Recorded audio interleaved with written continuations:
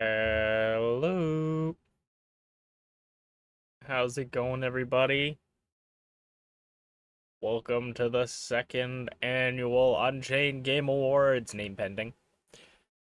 I'm your host, Unchained Awesome, and these are my Game Awards. Woo! These are my Game Awards. One second. Woo!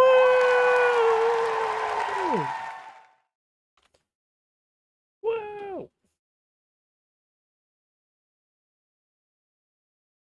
We are, I'm just gonna chill a little bit, let people trickle in.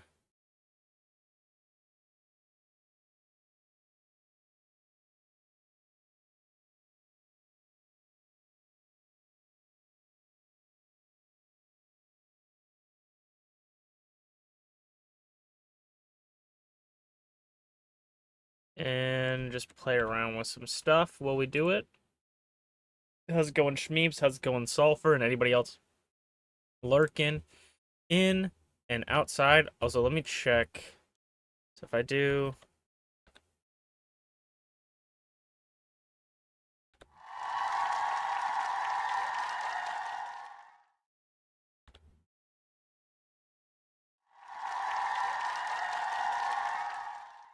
I gotta remember my controls. How's it going, Potato? I remember my controls. And also, it's really funny. I designed these slides this year. I always do this every year, but I designed these slides without knowing or without taking consideration where I would be on screen. So it's very nice that I have this nice little design around me. But this is the second annual Game Awards, everyone. So welcome on in. I am Unchained Awesome. This is the second time we've done this. And if you guys don't know what the Game Awards is, or the Unchained Games Awards specifically, it's basically the same as the regular Game Awards or any other version of the Game Awards you'd see on the internet or anywhere around, except it is my Game Awards. I'm Unchained, and these are my Game Awards.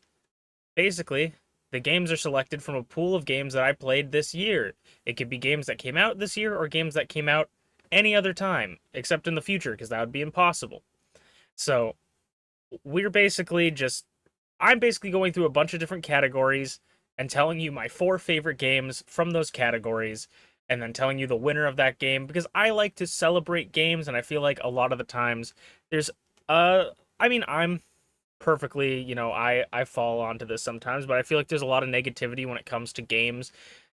When games are bad, people want to let you know. But I feel like we don't spend enough time talking about when games are good. And I feel like I played so many good games this year, so I wanted to do this again, and this is our second time we ever did it. But before we get into the Game Awards, I would like to set out some ground rules so you guys know exactly what's going on. Okay, apparently I didn't put ground rules on here.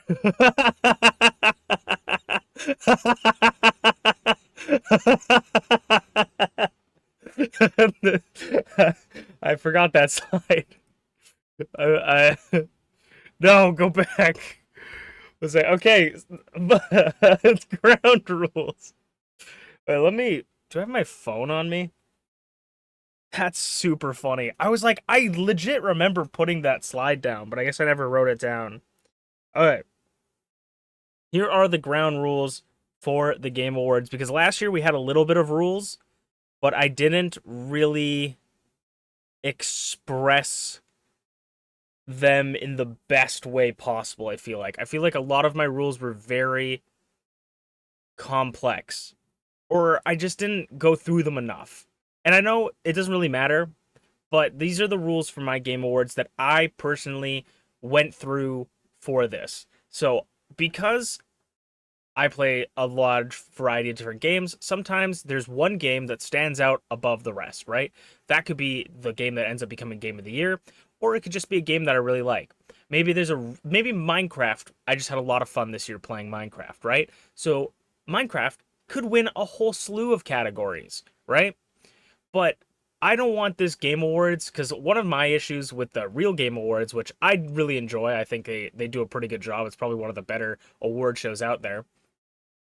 Is that I feel like a lot of years there's one game that kind of just hit it out of the park, and you go in and you go, this game's gonna win every award, and it kind of happened this year as well. So my rules is to not have that happen. I don't want this to just be, spreading the love to one game. I want it to be spreading a love to many games. So to prevent that from happening, we limit games from being only nominated for 4 awards. They can only be nominated, and that includes if they win that award. Um, and then I believe, where did I write this down? Is I believe, I might be wrong, but what I wrote down here, and I'm pretty sure this is right, is a game can only, so you can be nominated for 4 awards. That includes the ones they win. They can only win up to 2 awards, not including specific categories, which are any of the ones that specifically say a character's name and not the game. So best character, best protagonist, best villain, those do not count towards their win cap of 2 wins, because those are the characters winning the game, the award, not the game. Best update does not count because there's not a lot of games. Categories that don't have a lot of games don't count, and update is one of them because there's not a lot of updates this year that I found were incredible. Best game with fishing, because it's just a funny one.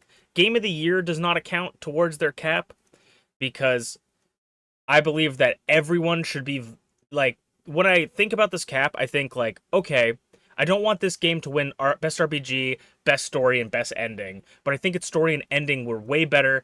There's a really good RPGs out there that could maybe take RPG. I don't want to have that conversation for game of the year. I don't want to be like, okay, this game is game of the year, but it's also my favorite RPG of the year. How do I figure that out? So it doesn't count. Best game that came out this year also doesn't count because it's the same thing. It's the best game of the year that came out this year. The bonus star award, because the bonus star award is completely random, and viewer's choice, because viewers choose that award. So hopefully I expressed that. 4 nominees, 2 wins.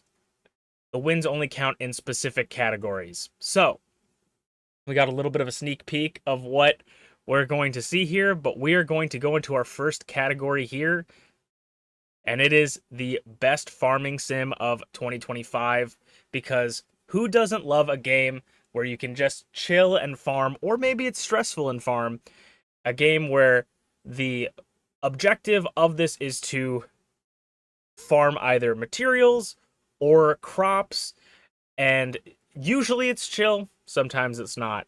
Let's see the nominees for best farming game of 2025. The first one is Minecraft. The first nominee is Minecraft. Sorry. Second nominee is Stardew Valley. Oh. That was random. All right. Very abrupt ending. The third nominee is Sunhaven.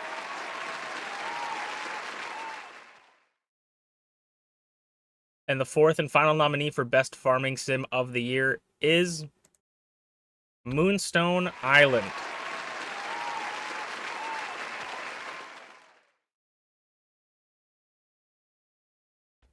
And you might notice some fun little thing that I did this year was I wanted to put a little bit more information about each game. So under each game we'll have whether it appeared in the Game Awards for the first time, or if they've been nominated for this category, or if they've won this category.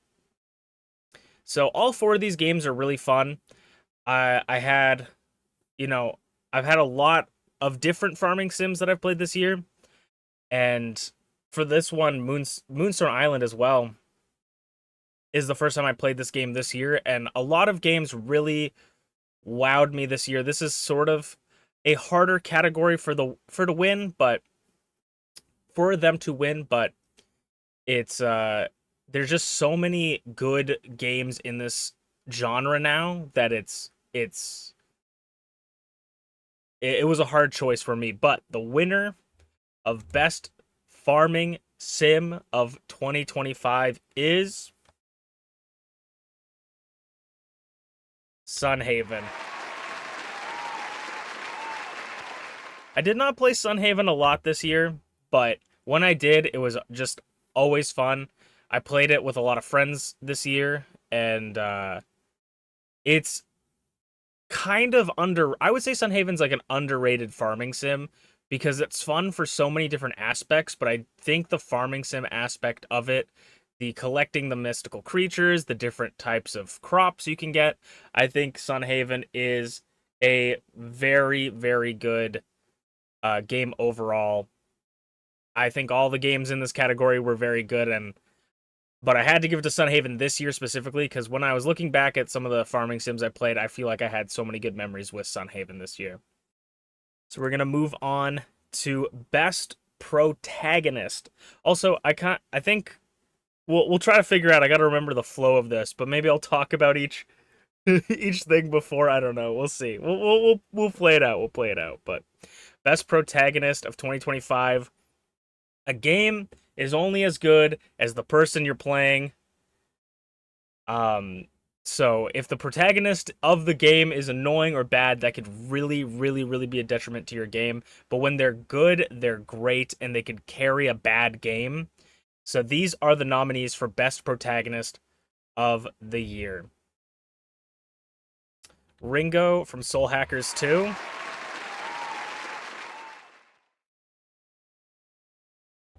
Mio and Noah from Xenoblade Chronicles 3.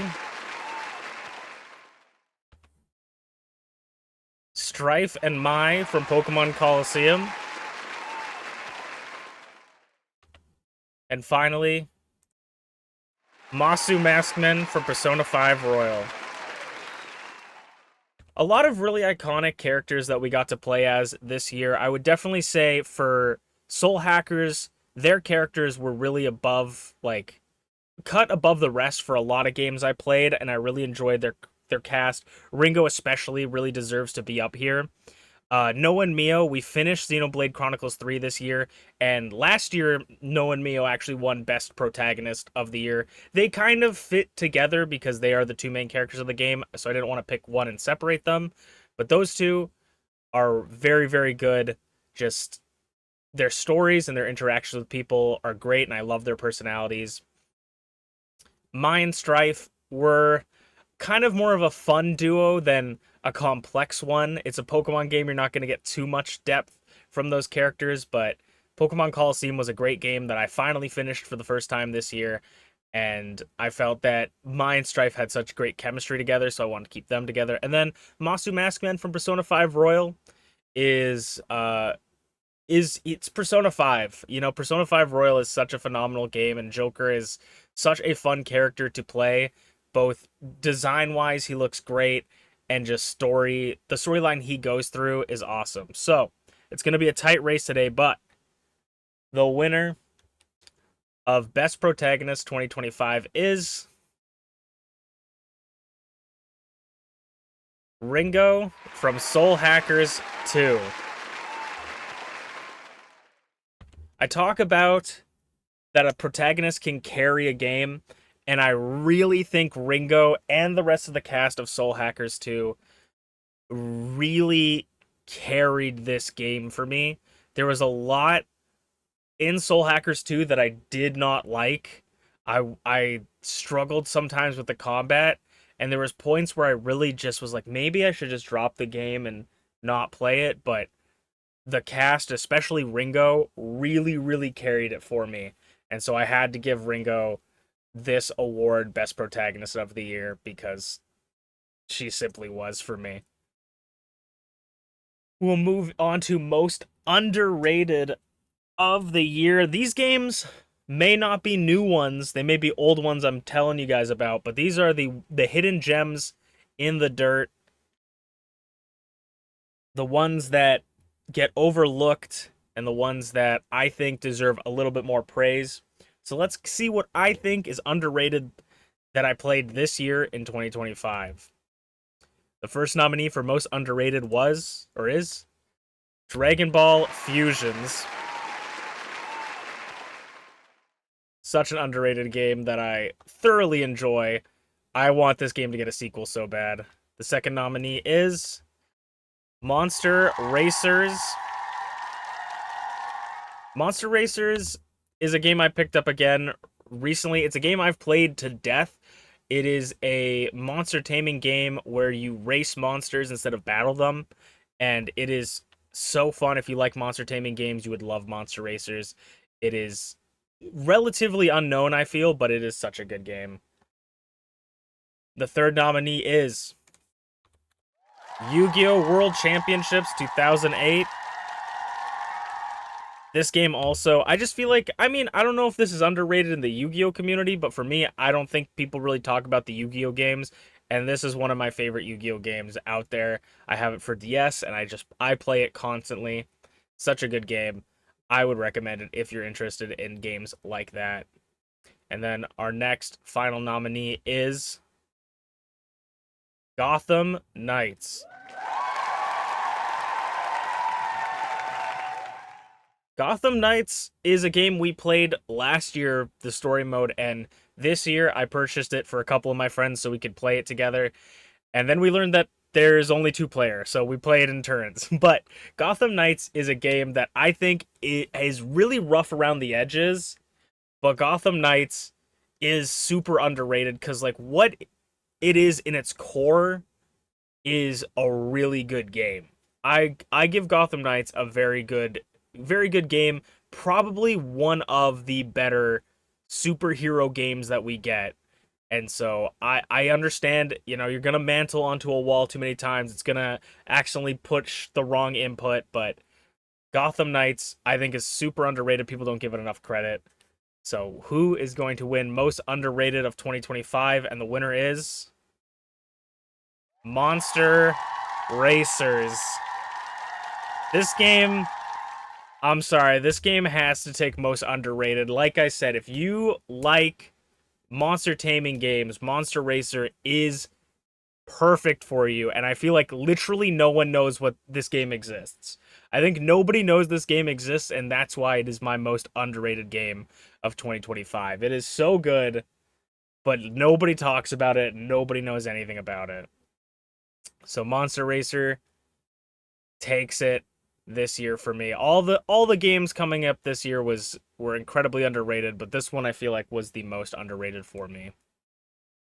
Our next category is best turn-based / strategy. So this is a game where the combat is either done when you're taking turns, similar akin to a Pokemon or an RPG, or a strategy akin to something like maybe Fire Emblem, where you aren't necessarily, it is turn-based in Fire Emblem, but maybe less, there's a strategy. It's not running in and swinging. You have to do a little bit more strategic placements and maneuvers. So let's see what games made it to the best turn-based / strategy game of 2025, and the nominees are Fire Emblem Awakening.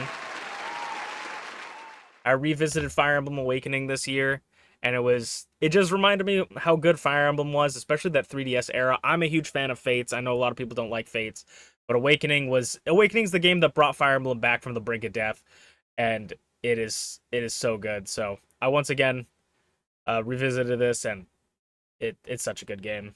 Second nominee is Team Fight Tactics. So this one's less of a turn-based and more of a strategy of what I was trying to say, but Teamfight Tactics, didn't play a ton of it this year, but when I did play it with friends, it's always fun. This is probably, if you're going to download the League of Legends launcher, at least download it for Teamfight Tactics.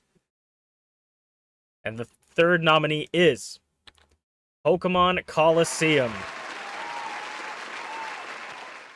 Pokemon Coliseum, I played it not for the first time this year, but I beat it for the first time this year, and it was one of the more fun experiences. It could get frustrating, definitely, but for a Pokemon experience, it's honestly one of the more fun ones, with having to do double battles through the whole game, with the level the level of Pokemon being so different, and the style of game being so different from the original, or the deviate from the main series. It's such a fun game.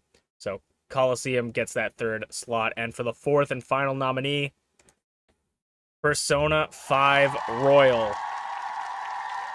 This game is you're gonna hear me sing the praise of Persona 5 a lot tonight, because Persona 5 in general is such a good game, but Persona 5 Royal for me, Like coming back to play it, it is enraptured me completely. It is such a good game. And honestly, I wanted to finish it this year, but I'm kind of happy I'm not going to, because that means Persona 5 Royal is just going to show up in the Game Awards of 2026 again. Persona 5 Royal is the type of game, is one of the games where that's the reason the limit exists, or else this game would win everything. I remembered playing Persona 5 for the first time, really enjoying it, but I don't think I remembered quite how good this game was until I got to play Royal again, so that is why it is my fourth nominee for turn-based strategy. And the winner of turn-based / strategy of 2025 is Persona 5 Royal. If me absolutely stroking its ego did not make it seem like it was gonna win, that is your answer right there. This game really just reminded me how much I love this game, and reminded me how much I love like JRPGs and RPGs in general. It is such a good game, and the combat and mechanics of this game, the story, made it my favorite RPG of the year. So Persona 5 Royal winning RPG / turn-based of the year. Our next category is Best Still Kickin'. The Best Still Kickin' award. The Best Still Kicking award goes to the game that has this is not the best update. This is the game that has gotten the most amount of love, or not the most amount of love, but the best amount of love and treatment throughout the years it's been alive, or throughout this year it's been alive, because some games, they pump stuff into it and then they let it slowly die, and other games want to keep kicking, and that's what this is for. Best update is for singular update. This is for like updates throughout its life cycle, and especially this year. So the nominees for Best Still Kicking are Crab Champions. Last year's winner of this award, Crab Champions, finds itself once again nominated because this game constantly is getting updates, and all the updates are of high quality. This game, unbelievably fun, and the most recent updates this year and even some last year really just make this game so much more fun. I played it a ton once I got my computer back, and it feels like a whole new game since last year, to be honest. The second nominee is Pow World.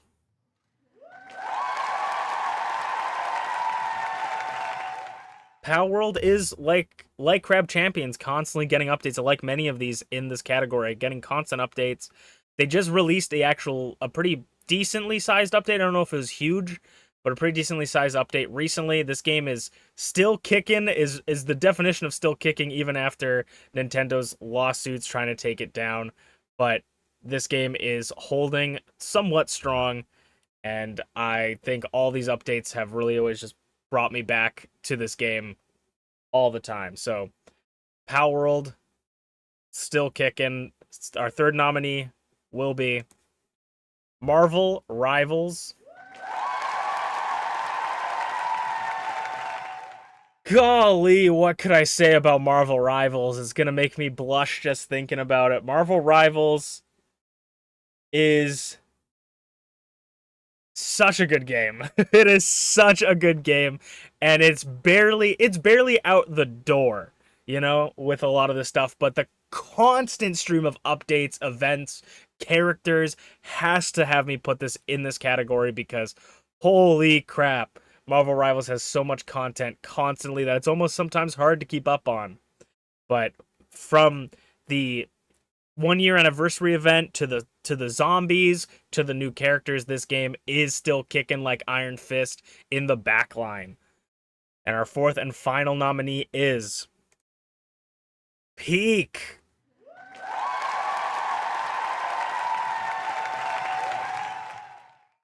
Kind of similar, honestly, to Marvel Rivals. I feel like Peak is constantly having a stream of updates.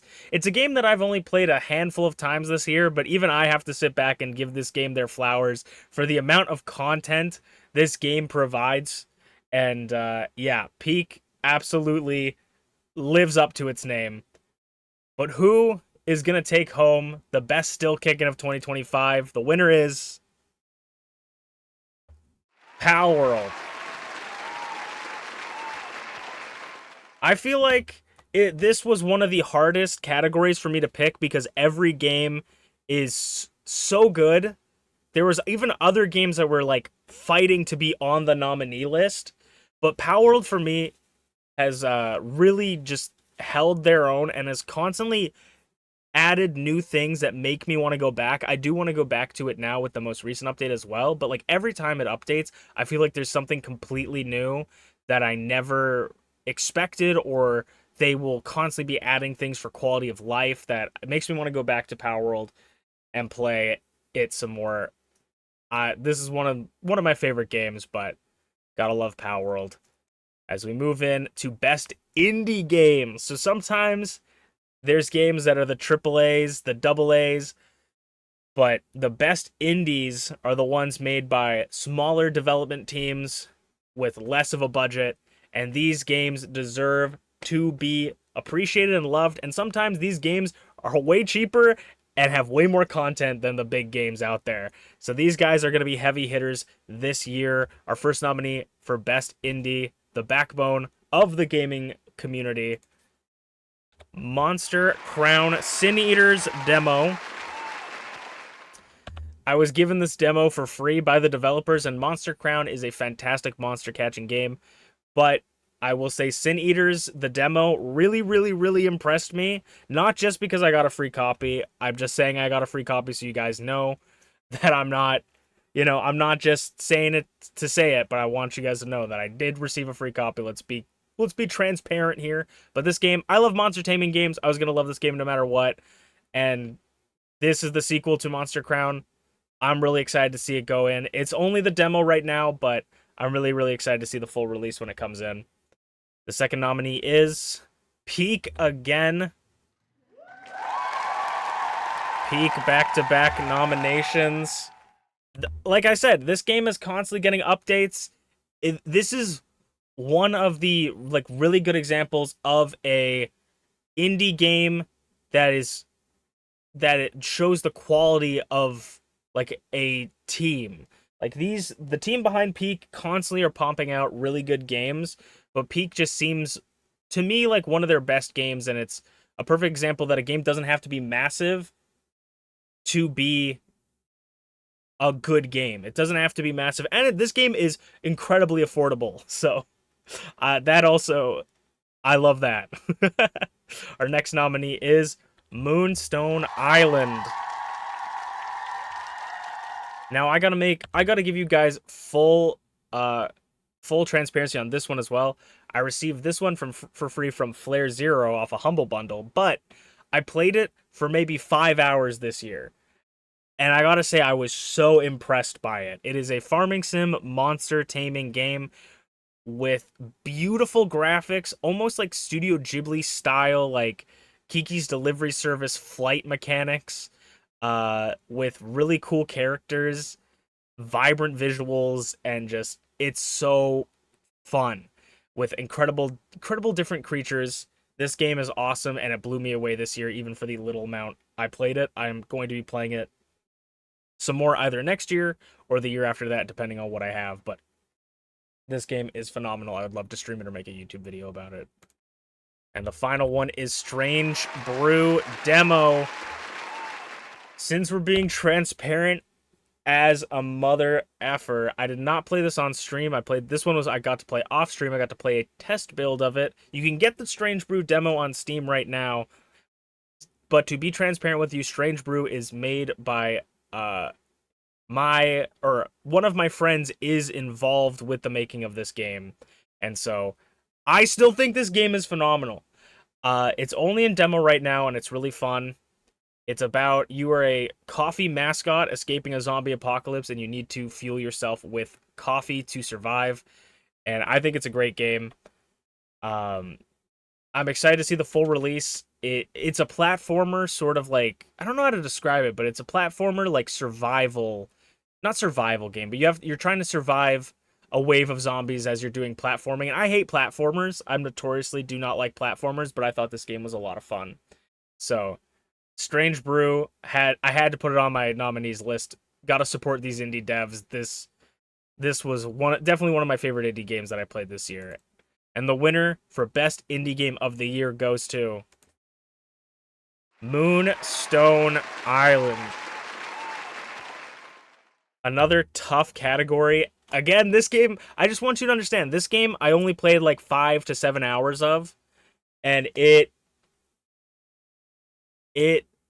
got me so excited for this game. And there's a new update that just recently came out that lets you change how your character looks, character customization, which I'm so excited for. But Moonstone Island, it blew me away. It's kind of the cornucopia of this year. Cornucopia was an indie game I played last year that I played not a ton of, but it blew me away. Moonstone Island is basically that game this year for me. But Moonstone Island, I wanted to give it its flowers because I'm very excited to get more into it, and it was a very good game this year. But those are my indie game picks, as we'll move on to Villain of the Year.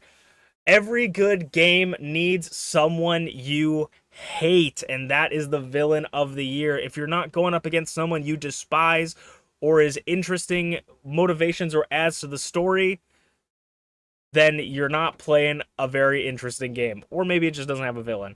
But I think villains can make playing games so fun. Like I said with the cast of characters, with a protagonist, if your protagonist is annoying, that it could ruin a game. If your villain is annoying, it could make your game so much better. So these are going to be the dastardly I was going to say do-gooders, dastardly do no right evil guys of the year. This is the villain of the year 2025. Our first nominee is, oh yeah, spoilers ahead though. If you guys don't want spoilers for any of these games because it's going to be showing characters from this game, please block your screen as much as possible or click away and give us like a handful of minutes. I'll do the wiggle of destiny if you keep me up. I'll do the wiggle of destiny to tell you it's safe, but if you could just like ignore everything on your stream, then but Persona 5, Pokemon Coliseum, Castle Crashers, and Xenoblade 3 will have some spoilers here, so please, if you're gonna plan to play one of these games, this is your warning. So we're gonna get into the first nominee. First nominee is Maya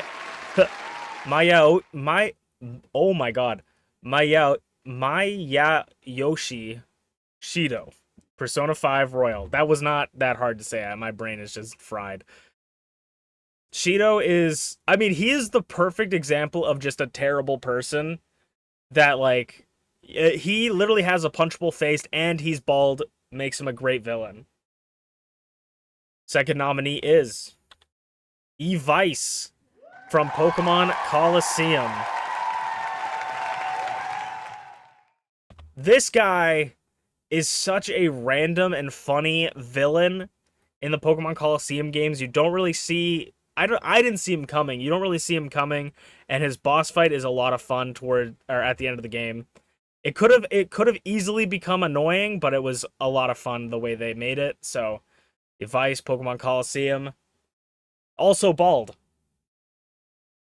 And our third nominee is Necromancer from Castle Crashers.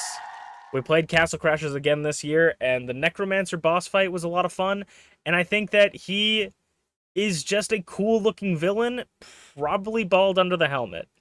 And our fourth and final nominee is Lord Zed from Xenoblade Chronicles 3. Somewhat of the main antagonist of Xenoblade Chronicles 3. I think his backstory and concept is really cool. His boss fight as well is very cool.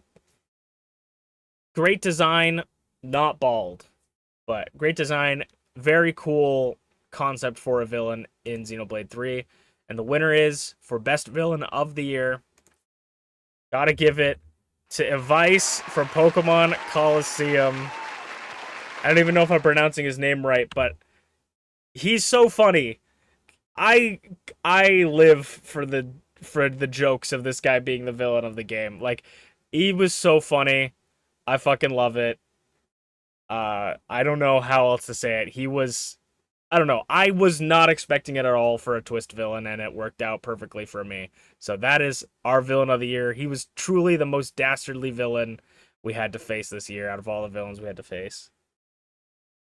Okay, Wiggle of Destiny for anybody that wants to get back into the stream. Anybody that took my advice, that's the Wiggle of Destiny to know that you're safe from spoilers for now. But our next category is Best Art Direction. When it comes to overall art direction, a lot of games have specific styles that make them look so iconic or distinct from other games, and I feel like art direction is so important because when you add something to a game or you bring something into a game, you want it to all come together and look coherent and cohesive, and have your own style. So art direction, I think, is incredibly important, and I think the artists behind these games need their recognition because they put in a lot of effort into making these games look as good as they are. So this is overall best art direction of 2025. The nominees are Dragon Ball Sparking Zero, one of the prettiest fighting games I've ever played. I stand by this game being gorgeous. Dragon Ball Sparking Zero, I still love it. It's kind of a dead game, but I love it to death, so I gotta give it one of the best looking fighting games that I've ever played. So whether you like the game or not, the art direction is phenomenal. Second nominee is Station to Station. Another kind of indie hit. It is a voxel-based like art style where you build trains and you can actually look and sit in your train and look out the window and watch as the world goes by. And I think this game just has such a unique style that I wanted to put it here because I played this game quite a bit this year, and it's a very pretty and relaxing game. Okay.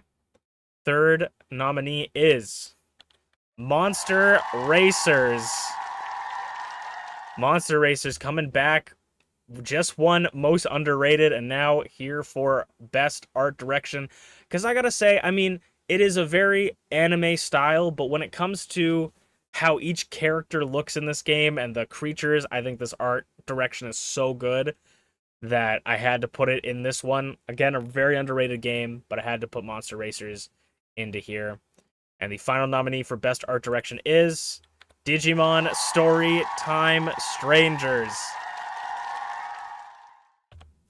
The best looking a Digimon game has ever been, in my opinion.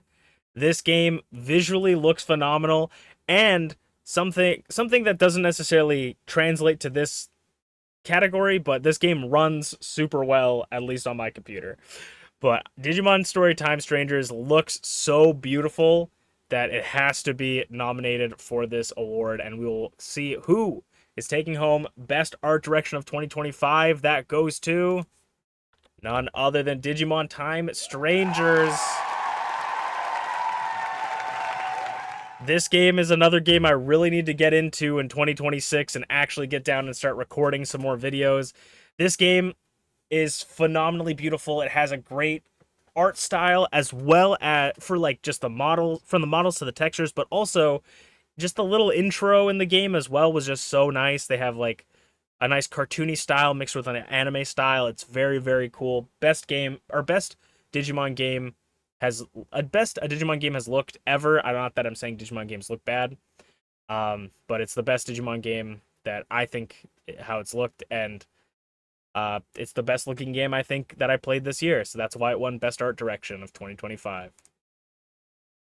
But nothing is more fun in a game than a good looking character. But one thing that makes that even more fun is when the characters are customized by you. A character customizer is something that I look for in a game. If I see an RPG and I go, that looks interesting, but I'm not quite sold. If it has a character customization option, insta buy. I love making my characters look cool, and I also like making my characters look like me, because that I'm selfish and have a big head. So, best character customizer of 2025, this is one of the big awards for me personally. Best character customizer of 2025. The nominees are Gotham Knights, Have you ever wanted to play Barbie Dress Up with Dick Grayson? This is the game for you. Absolutely, this is the game for you. If you want to dress up your superheroes in cool superhero costumes, this is the game for you. It has a ton of customization, and I think the customization options are one of the, if not the best ones. The next nominee for character customization of the year, WWE 2K25. When it comes to the Game Awards, the WWE games may not be winning categories based on their gameplay, but they will definitely be in categories for character customization.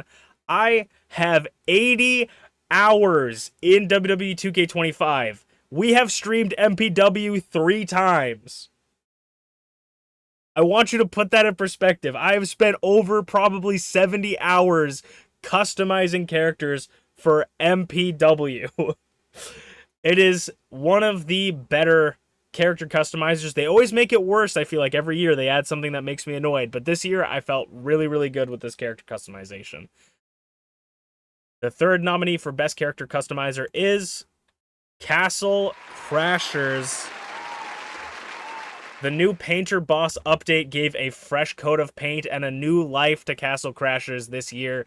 And one of those is the ability to make fully custom characters for you to play based on your drawings. And I did that this year, and it was so fun and so cool. It allows people to literally make anything they want, and also allowed me to just make my own character in Castle Crashers. It was one of the best updates and one of the coolest character customizers ever. But there is a level of difficulty with trying to get that translated, opposed to something like WWE that is a built-in character customizer. You don't have to have any external things to make that. But anyways, the final nominee is Pokemon Legends ZA. Now, in the last game I said that Digimon Time Strangers is the best a Digimon game has ever looked. Pokemon Legends ZA is the best the character customizer has ever been for Pokemon. Pokemon Legends ZA's character customization is a cut above the rest for a lot of the games that we've seen so far, and it needs to be said. It needs to be put in here. That's why it's nominated here. It is one of the best. But being one of the best does not mean you are the best. Who is going to take home Best Character Customizer of 2025? The winner is Castle Crashers. I have to give it to Castle Crashers. If I didn't give it to Castle Crashers, I would be lying to myself, because they let you make literally anything. You just need to be able to take pictures and put them together. It had to be Castle Crashers this year. Such a phenomenal character customization add-on that they did for the DLC. Yeah, Castle Crashers is such an iconic game, and the fact that it came back with such heat this year, I gotta give it to them. Castle Crashers is your best character customizer of 2025. Now we move on to Best Action Game of 2025. So this isn't one that's turn-based. This is one that's a beat-em-up, a roguelike. I mean, roguelikes can be turn-based, but like a beat-em-up, a fighting game, an RPG where you run in and slash people. This is the action game. Get you straight into the action. Which games do I think got me straight into the action, which I think deserve to be nominated for this award? Best Action 2025. The nominees are Pokemon Legends ZA. Okay, I was going to say, that was not on purpose. The clapping just didn't work for a second. Pokemon Legends ZA, first time ever. It's more of a strategy game, I'll give you that. But I wanted to put it in action, specifically because this is the first time Pokemon has ever stepped out of the turn-based style. And so, though it's not fully like an action game, I think that it is a lot more of an action RPG than a turn-based RPG. It's still sort of strategy, but I think a lot more action with your character having to run around, where you want to place your person, there's a lot of different aspects. So it could have been strategy, could have been action, but I wanted to give it to action this time. The next nominee is Monster Hunter Rise, a game that won many awards last year, including this award last year as a previous winner. Monster Hunter Rise was a game that I wanted to give a lot of its flowers to last year because I didn't think I was going to play it this year. I thought, I've played it to death. Monster Hunter Rise is not going to appear in the 2025 Game Awards, but I was wrong.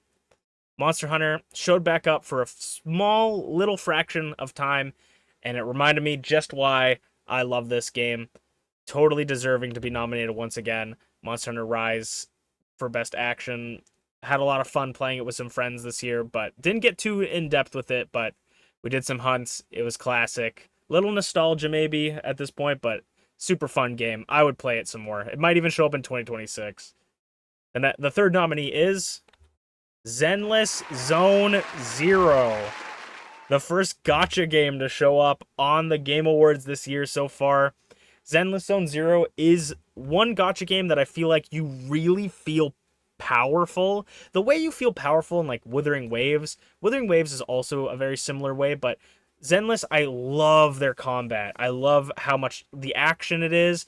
I love there's a bunch of different game modes of all different types and sizes that fit this action style with a lot of different characters with different movesets, and I had to put it on this list. And the final nominee for Best Action of 2025 is Castle Crashers. Castle Crashers came back with a coat of paint, and I haven't played Castle Crashers in like 7 years since this year.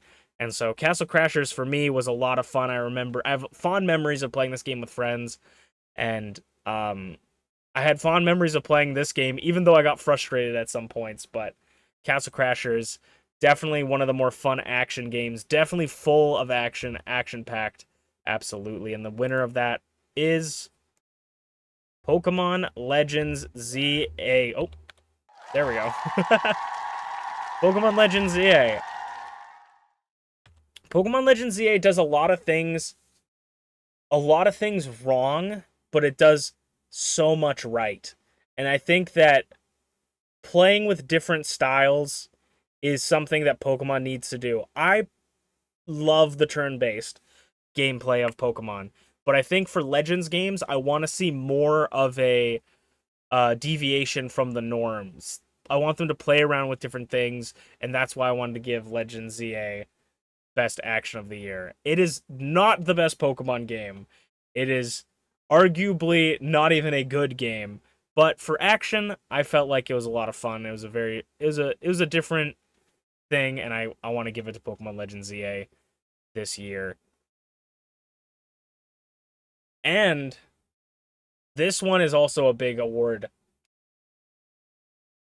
I play majority RPGs, a lot of JRPGs, but this one's going to be a big award. Best RPG of 2025.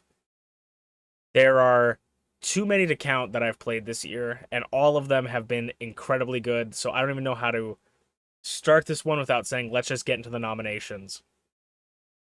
The first nomination for Best RPG of 2025 is Soul Hackers 2. This game had overall just was a great time. There was some hiccups, some bumps along the road, but I feel like for a game incredibly solid and for an RPG insanely fun with a great cast of characters and a little bit of monster taming in there too. The next nomination is Xenoblade Chronicles 3. Another heavy hitter straight out of the gate. In the sequel, quote-unquote sequel, the game preceding my favorite game of all time, Xenoblade Chronicles 2. I finished Xenoblade Chronicles 3 this year, and the mechanics, the world, the characters, and the story were just a beautiful combination, all mixed up together into one big perfect stew. I gotta at least nominate Xenoblade Chronicles 3. Whether it wins or not, we'll have to see, but this game definitely deserves a nomination for Best RPG of the Year. Our third nomination is Elder Scrolls Skyrim. The Elder Scrolls V Skyrim. I played it again a little bit this year with some mods. The only thing that stops me from playing Skyrim is having to reinstall my mods. So Skyrim is a classic RPG. No one's ever gonna. I feel like it's never gonna really stop being a good game. There's so much content in this that every single time I remember exactly why when I was a kid and I had it on the Xbox 360 the first time, I would make 40 different profiles on my Xbox 360 just to make new characters, to constantly try new things and play this game. I love Elder Scrolls, and this year it's no different. And the final nominee for Best RPG is Persona 5 Royal. To cap off the heavy hitters, another phenomenal RPG, phenomenal JRPG. It's hard to hate Persona 5 Royal, especially with all the stuff I've already been saying about it. It's hard to even say anything anymore about it that I haven't already said. Persona 5 Royal is such a phenomenal game, and as an RPG, it is incredible.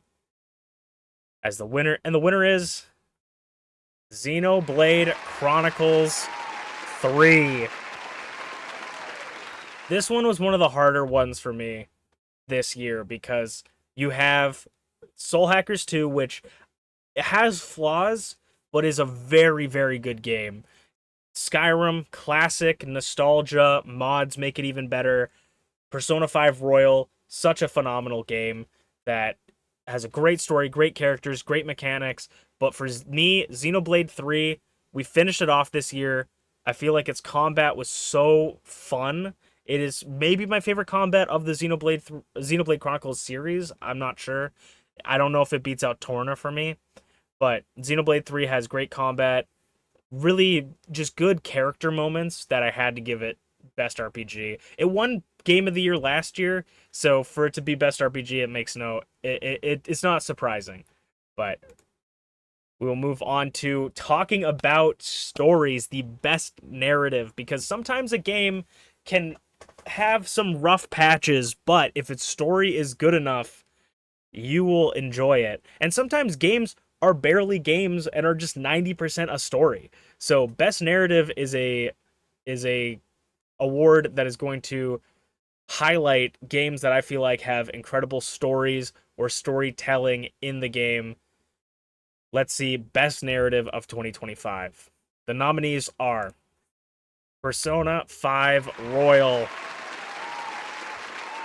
I mean, I'm getting exasperated just talking about this beautiful game, but Persona 5 Royal, me playing this game again,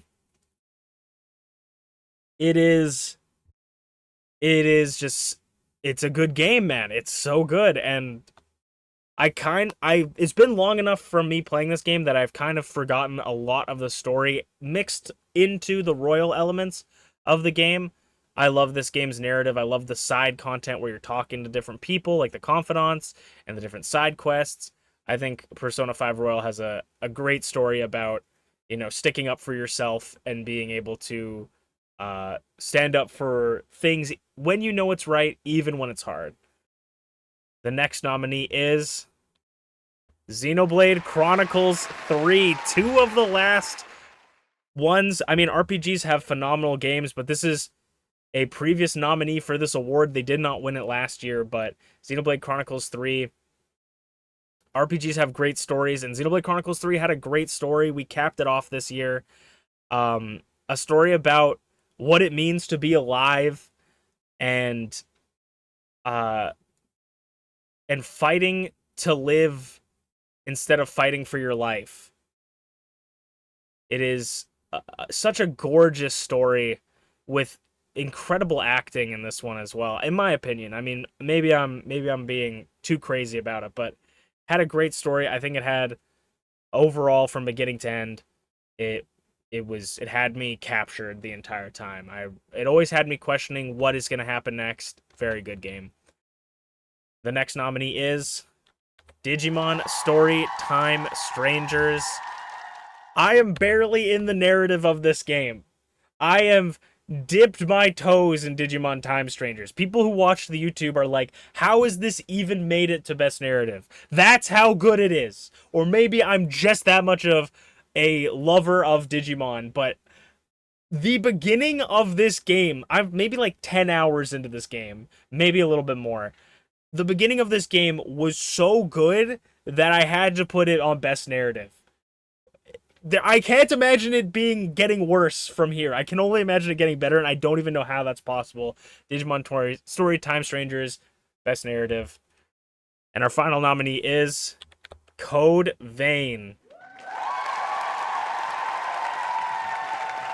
Finished it in the very early beginnings of this year, and it's a great story. I really like it. I love the world in this. I love the world building. I love the characters, and it is a classic.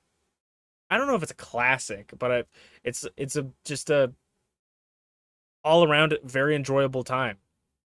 The best narrative of 2025 goes to Persona 5 Royal. I gotta give it to Persona 5 Royal. We just hit some of the biggest moments in the narrative.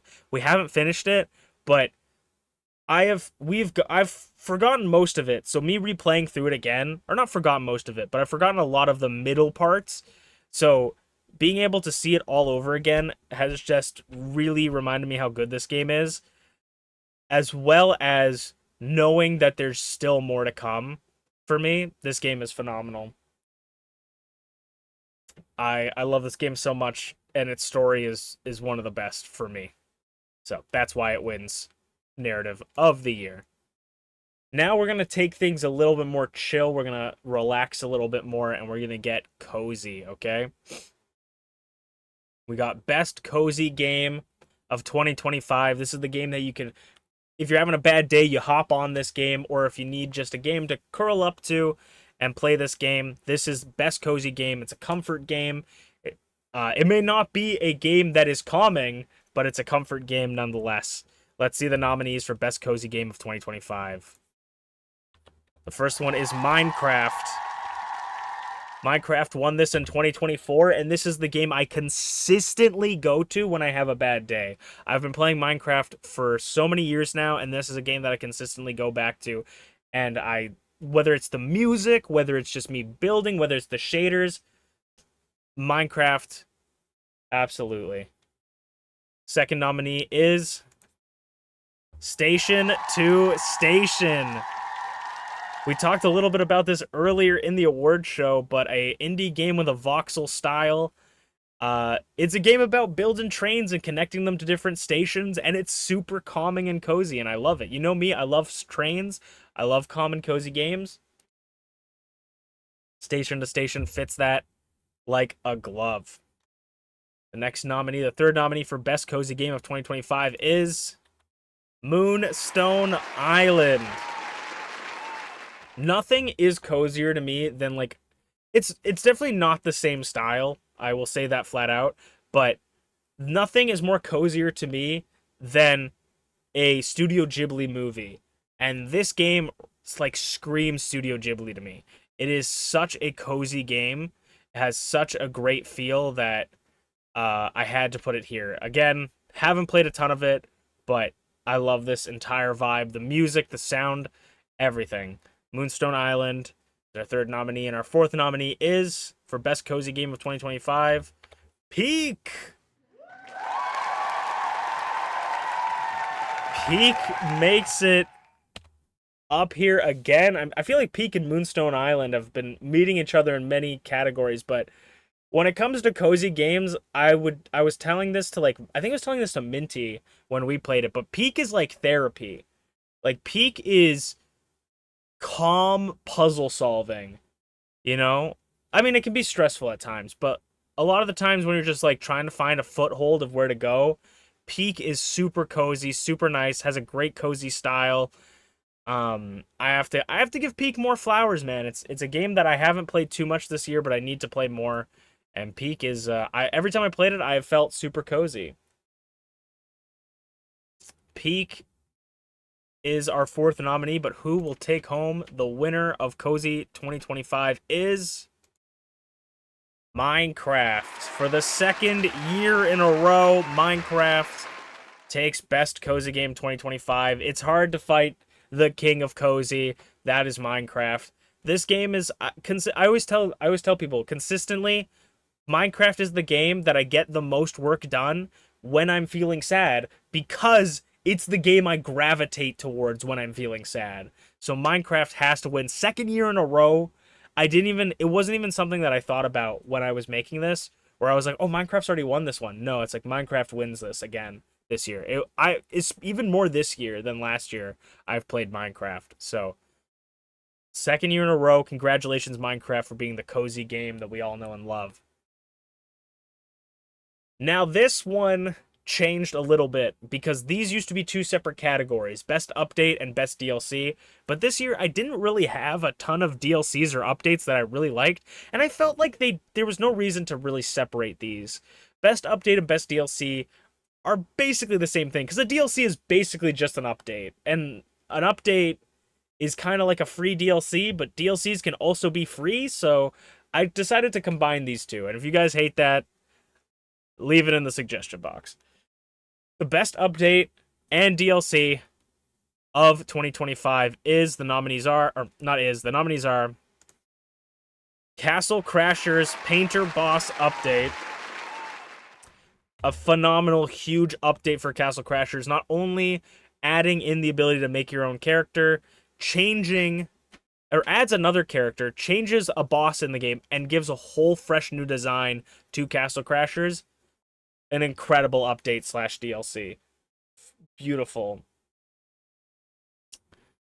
And then our second nominee is Moonstone Island, the character customization update, because I have been waiting for this character customization update since I got this game, and it's finally out, and I'm so excited to play it, and I want to play it on stream at some point or on YouTube video. So this was one that I was waiting for. I didn't know what to title it, so I just said Moonstone Island. The third nominee is Marvel Rivals 1 year anniversary. The 1 year anniversary gave us 15,000, I think, tokens to play with, gave us incredible Black Friday deals, gave us a custom skin for Jeff that you could change specific parts, gave us the Psylocke skin gotcha, gave us all sorts of different things you can do. And I feel like the 1 year anniversary was not perfect, but it was really well handled, I think, for Marvel Rivals. So I wanted to put it here. And the final nominee for best update slash DLC is No Man's Sky's The Voyager update. No Man's Sky constantly coming in with great updates and DLCs. Once again this year, adding in Corvettes to the game was such a great idea. Custom ships, the everything. It's so good. They're constantly adding stuff to this game, and you gotta love it. So that is why No Man's Sky is nominated for best update and DLC. But the winner for best update slash DLC of 2025 is No Man's Sky. I gotta give it to No Man's Sky. There's no way we don't give it to the Voyager update. The custom ships just changed the game for me. I love it so much. No Man's Sky is constantly getting a labor of love, and that's why it's gotta get this award this year. Okay. I'm going to take this time, guys, to just chat a little bit with you guys, catch up on anything. I will be prepping for Code Vein 2. And excited for more Minecraft. We should play it soon. We should, Flare. We should play it soon for sure, because I want to do a modded series soon, so I might get burnt out of Minecraft real quick. But I gotta go to the bathroom. Is also why I wanted to catch up, so I will be right back, guys. This is, I know, very unprofessional, but I'm losing it, and I'm gonna go. Actually, my water bottle's still pretty full. I'm gonna go to the bathroom, and we will get back. But yeah, Voyager is such a good update, Claire. I would love to play with you as well, Claire. If you want to play the No Man's Sky update, but I'll be right back.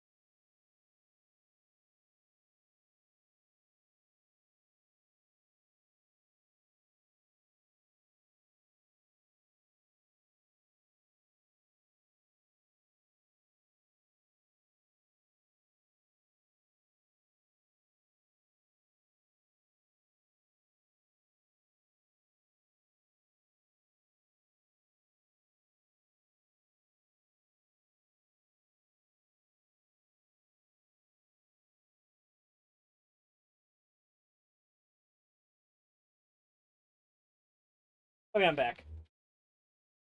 Huh.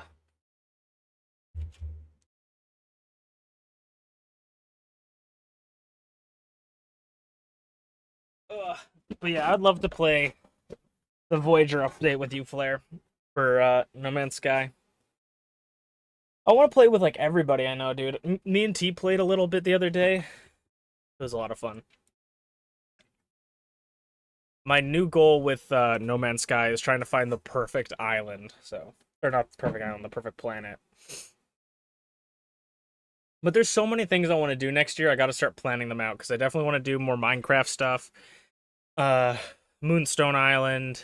Got the Batman Arkham games. I don't know if I told you that, Flair, but you sent me the Humble Bundle thing for all the like Batman Warner Brother games, and I bought that. So I purchased that. I gave Schmeeps. That was where I gave my friend Gotham Knights.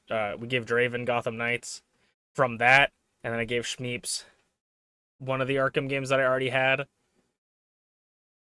and then all the other ones. Yeah, it was literally like for me Canadian, it was $16 for 16 games, $1 a game. It was phenomenal. Ugh. Okay, guys, we're gonna get back into the Game Awards. Sorry for sorry, but we'll probably get back, or we'll probably have another bathroom break at some point. All right, nostalgia is a very, very powerful feeling, and this is my nostalgia category games that I played that gave me the most hit of nostalgia.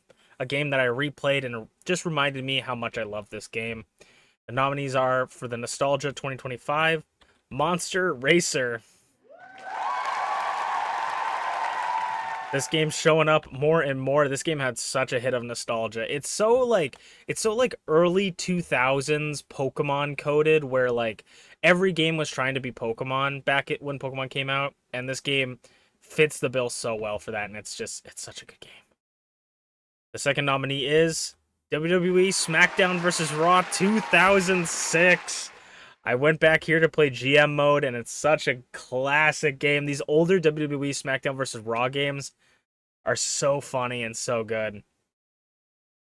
The third nominee is Pokemon Coliseum. A hit of nostalgia and a demon from my past finally slain. This game really reminded me of the time where I would sit on my floor and play the GameCube after renting this game out. That's actually where I got this game from. I have a rented copy that I bought from a store that went out of business. So that if that doesn't scream nostalgia, I also had the book, but I don't know where the book is. If that doesn't scream nostalgia for you, I don't know what does. And our fourth and final nominee is Castle Crashers. I also put Painter Boss here for some reason, but it's the whole game. Castle Crashers was a huge hit of nostalgia for me. Coming back, I was talking about this a little bit earlier in the award show, just remembering how I used to play this game with my friends. It was such a fun game to revisit, especially with the new update. And the winner goes to, for best nostalgia game of 2025, is Castle Crashers. For me, Castle Crashers just was that perfect hit of nostalgia of like me playing it. I was the game that encapsulated that feeling the most of me sitting back and being like, "Oh my god, I'm playing Castle Crashers again." Like I remember doing all of this. On top of that, being able to be my own character was an extra point as well. Like it really felt like I was going and revisiting an old house I used to be in. You know, like when you go into someone's house and they have that house has like a particular smell. It's not a bad smell, but it's just a particular smell. You know, it's like not visiting that house and like this is a terrible analogy, but it's like when you don't visit that house for a while and you just get a whiff of that smell and it just reminds you. You know, I don't know. That was a terrible analogy, but Castle Crashers, my nostalgia game of 2025. Now, this is arguably one of the most important awards of the Unchained Game Awards. This could be contending with Game of the Year because character collector games are my favorite games. And what is a character collector game? For those of you who have no idea what the hell I'm talking about, it is a game like a monster tamer game, like Pokemon, like a Digimon, like a Monster Racer, where you collect creatures like a Persona, or a game like Fire Emblem, where you collect characters such as different units, different, you know, beasts or whatever, what have you. So it's a game where you collect more than a handful of characters. And this could also be including fighting games where you have to, like Smash Brothers, where you have to collect characters by playing the game. And this is my favorite genre of game ever. I love games where I can collect and have a huge roster of people. This isn't a game like an RPG where you unlock 5 different characters and that's your party members. No, it is a character game. It's a game where you collect at least like 7 characters, if not 10. But let's see who are the nominees for arguably one of the most important awards of the year. Best Character Collector, one of the most contested awards of the year, is the contested category. Best Character Collector of 2025. The first nominee goes to Pokemon Legends ZA. Pokemon is a staple of this category. It is almost synonymous with this, where you talk about a character collector game, you talk about Pokemon. You say that's your example and everybody understands what you're talking about. The second nominee is Digimon Story Time Strangers. Not only is it the best looking game, best looking the Digimon has ever had, with an incredible narrative, it is one of the most fun character collectors that we've seen in a long time. It has got a ton of different Digimon you can collect with different Digi-evolutions. Absolutely phenomenal. Third nominee is Sunhaven.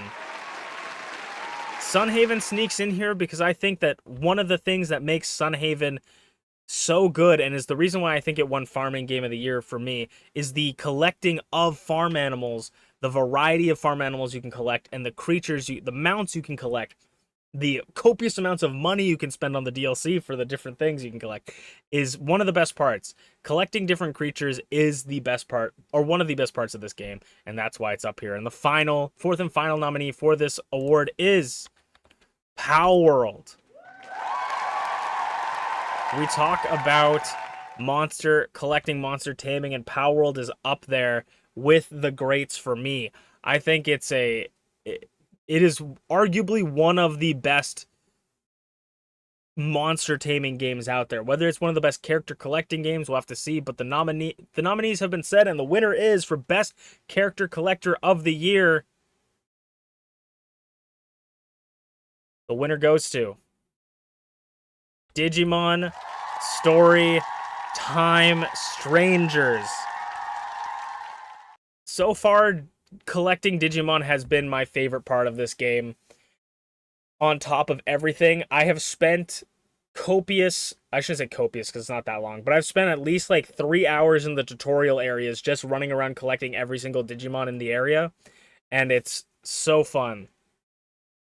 One of the best Digimon games that I've played so far, and I haven't even played all of it. So, Digimon Story Time Strangers. Also, this is actually super important. I forgot to mention this before. Digimon Story Time Strangers, this is their first time in the Game Awards, except it's not, because Digimon Story Time Strangers was my 2024 most anticipated game of the year. I said the next Digimon Stories game is my most anticipated story of the year, or game of the year, and people told me it was copium, that it was not going to happen anytime soon, and then this game came out and it was phenomenal. So, I'm just saying. Digimon Story Time Strangers, best character collector of the year. Nothing makes a game more memorable than maybe its characters, maybe its story, but its soundtrack is definitely up there. Music in a game is something that people that don't even play games might enjoy. The soundtrack is so important. Whether it's the sounds of the songs, whether it's the backtracks that play while you're exploring, it has to be a good mix of fun, cool, and not fucking annoying. The best soundtrack nominees for 2025 are Code Vein. Code Vein almost has a similar level of Shin Megami Tensei 3 Nocturne level of music. It has got such a good soundtrack. It's more like rock or heavy metal. I don't know if that's how you describe it, but it's got such good combat music. Such a good and very like good opera-y like oh that's all you're gonna get. Music. The second nominee for Best Soundtrack is Marvel Rivals. Now, Marvel Rivals doesn't have like a ton of iconic songs, I feel like, in the game. It has very good like just casual music. Mantis Dancing is probably like top 5. Mantis Dancing emote is probably like top 5 songs of the year for me on my Spotify Wrap, you know? But the reason I put this on is because Marvel Rivals had their song for the trailer, for the first trailer. I think it's called like "We Are Rivals" or something. It's like that's all you're getting, and it has been stuck in my head all year. I heard it during like a Marvel Rivals event. It has been stuck in my head ever since, and I love it. So, and that's why it made on to Best Soundtrack. As we move on, the next nominee is Persona 5 Royal.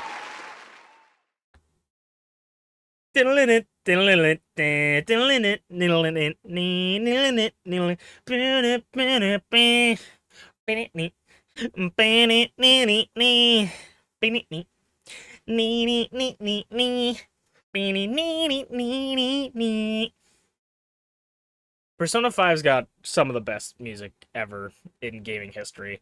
So it has to be up there. But also, I will say, I hear Persona 5 music so often in YouTube videos that I have been bored or annoyed by Persona 5 music before. I'm just saying. And we'll move on to our last nominee, I believe. Super Smash Bros. Melee. Talk about bringing iconic characters together to fight it out. But you're not only just bringing those together, you're bringing all their soundtracks together. And Melee, I feel like, has some of the most iconic music in Smash Brothers history, in Nintendo history together. And it is a game that I got to revisit this year, and it was so fun revisiting it. One of my favorite Smash Bros. Games. I don't know if it's my favorite, but definitely up there. The winner for Best Soundtrack 2025 is Code Vein. It's hard to win against Persona 5, but Code Vein, I feel like, had such atmospheric music for the game and had such beautiful... I really like the piano, the floweriness of some of the songs, and then the hard, like, grunginess of other songs in this game. This was a hard category to pick who I wanted to win, but I feel like Code Vein, for me, I really, really liked it. Especially when a lot of the times you're not even really focusing on the music. And I love Persona 5 music, but sometimes it can get too distracting, if that makes sense. I don't know if that makes sense, but Code Vein, I don't want to bring down Persona's music. I love Persona's music, but Code Vein, I think just tipped it out just a bit for me. I really love their music. I was listening to some of it today, actually. Best Character Award. So the best character is different from protagonist because protagonist is strictly like the main character of the story / sort of the character you play, but best character is for anybody, whether it's a character you play, like a side character, or a random character off the street. This is to shine the light on awesome characters that I think deserve some recognition. So let's see who the nominees for another very tough category. The nominees for Best Character of 2025 are Mantis from Marvel Rivals. I love Mantis. I love Marvel Rivals Mantis specifically. I love her. I love everything about her. I love her moveset. I love her personality. I love her design. I put the beach one for a very specific reason. She looks phenomenal in it. I love Mantis. First nominee for Best Character, absolutely. The second nominee goes to Io from Code Vein. Another fantastic character. I mean, she's not only super fun and integral to the story, but she's just super cute, super has a really nice personality, really nice huge personalities. No, I like genuinely no all jokes aside, really cool personality. I like her a lot. And she as Mulan as the movie Mulan would say is a girl worth fighting for. Io takes the second nominee. The third nominee is Nicole from Zenless Zone Zero. A woman after my own heart. I love another woman with a great large personality. No, I love Nicole. I love her moveset. She is the character that got me into Zenless Zone Zero. Her entire vibe made me think she was some sort of like legendary character. So I didn't originally play Zenless because I was like, I'm never gonna pull this character because she's probably like, 40 years gone by now. But when I learned that she's literally one of the free characters they give you, I immediately started playing this game, and I love her to bits. She's awesome. And the fourth and final one for me of best character, I gotta give it to Naveen Persona Pokemon Legends ZA. I think Pokemon Legends ZA has maybe the second best cast of characters in a Pokemon game, maybe third. I'll have to see how it goes, but Naveen I think is just funny. He's a little bit of a weirdo, and I think some people like him, some people don't. He's that kind of character, but I think he's really funny personally. So I had to give it to Naveen. I find his comments in the game a highlight of when I play Pokemon Legends ZA. But there can only be one. Who is the number one best character of 2025? The award goes to Mantis, Marvel Rivals. I had to give it to Mantis. Excuse me. I had to give it to Mantis because she is literally like my comfort character at this point. Like Mantis from Marvel Rivals specifically is my comfort character. If I ever had a comfort character, she is. I love her. When I didn't have my computer, I was missing Marvel Rivals, and I was specifically missing Mantis from Marvel Rivals. I wanted to see her, and I have to give her best character because she's literally been the best character for me this year.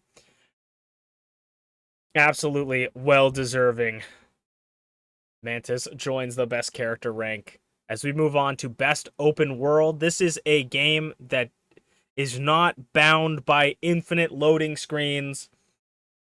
This is a game where you can walk across the map for the most part, or explore wide open regions, whether it's procedurally generated or pre-made. The open world is one of my favorite games because I love games that have big open spaces where you can just walk and you can just explore. So best open world. Let's see who the nominees are. The first one is Minecraft.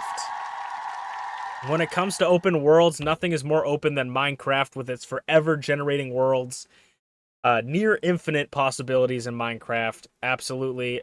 Open doesn't even begin to describe the world of Minecraft, and that is our first nominee. Our second nominee for best open world is No Man's Sky. The previous winner of the award in 2024 is no surprise it shows up again with basically infinite, fully custom planets that have their own ecosystems, their own topography, their own different races, etc. It's such a good game, especially when it comes to open world games. The exploration in No Man's Sky is the highlight of this game. Our third nominee goes to Moonstone Island. Not as open as the previous two, but this game does have a bunch of floating islands that you can fly to, and it's a lot of fun to explore these different areas. Also, never mind. At first second, I thought I misspelled Moonstone, but no, it is. It's got a lot of flying islands you get to explore to. Again, super fun game, really cool, really cute, very fun, open experience. A lot of exploration you're able to do. But Moonstone Island takes that third slot, and the fourth slot goes to Cyberpunk 2077. I picked up Cyberpunk 2077 again this year because I really just want. I basically, when I didn't want to download Skyrim mods, I said, let's play Cyberpunk. That was my mentality this year, and I had so much fun. I didn't really do the story at all. I just spent hours running at people and throwing grenades at them, and that was basically all I did in Cyberpunk, and it was actually just so much fun. I Cyberpunk is the type of game that I love. It's the reason I love Cyberpunk so much is because of the open world aspect. I very rarely do story mode or the story of it or do the side quests a lot of the times. I just like wander and fight people. That's kind of my favorite thing with Cyberpunk, so that's why it makes it onto this list.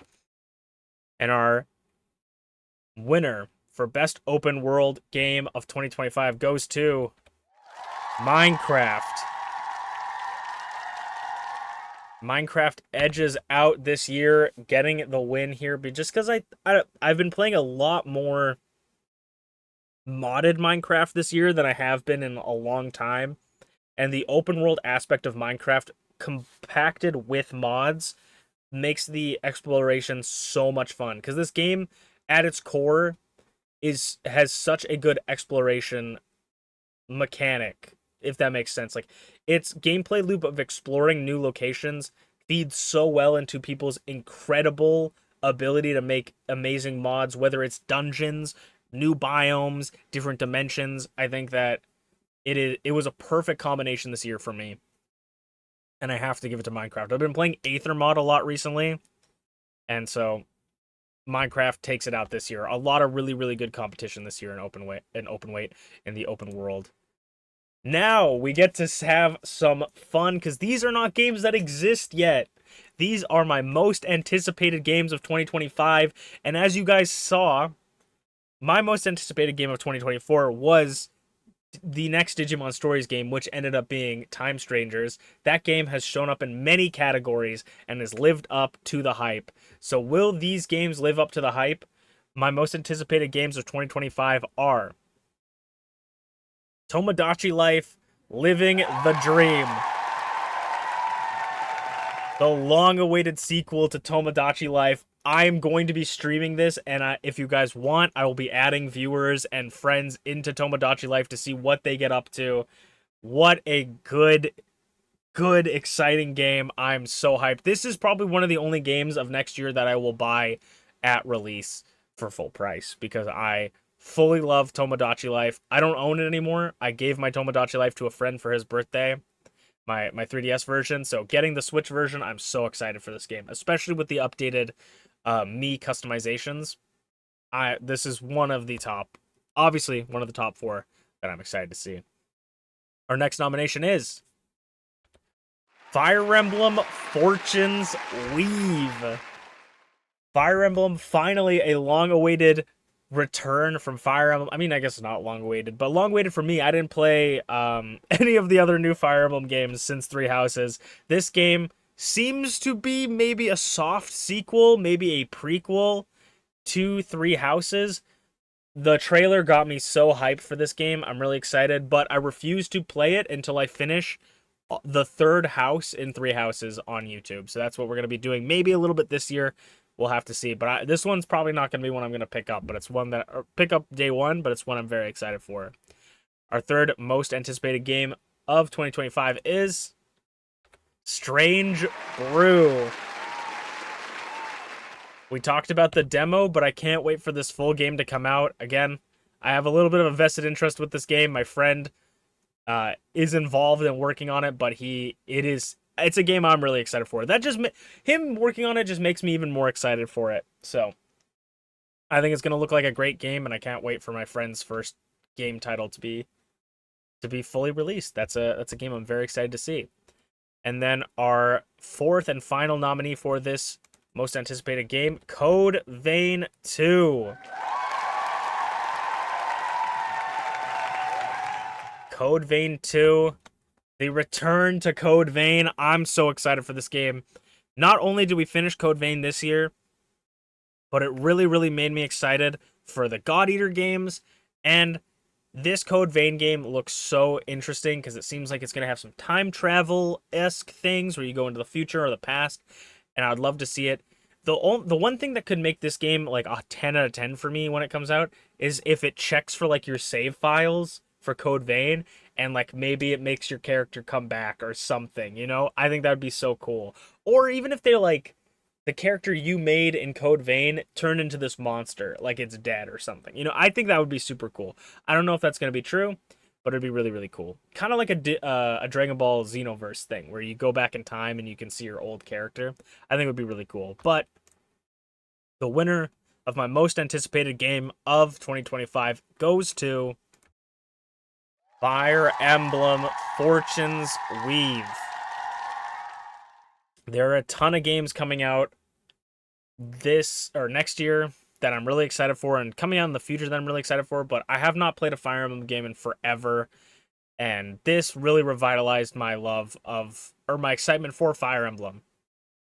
I have not played these games in forever, and just seeing some of the characters, I don't want to spoil anything, but some of the characters in the trailers makes me really, really excited. And the game just looks gorgeous, so I'm excited for a Fire Emblem game like this.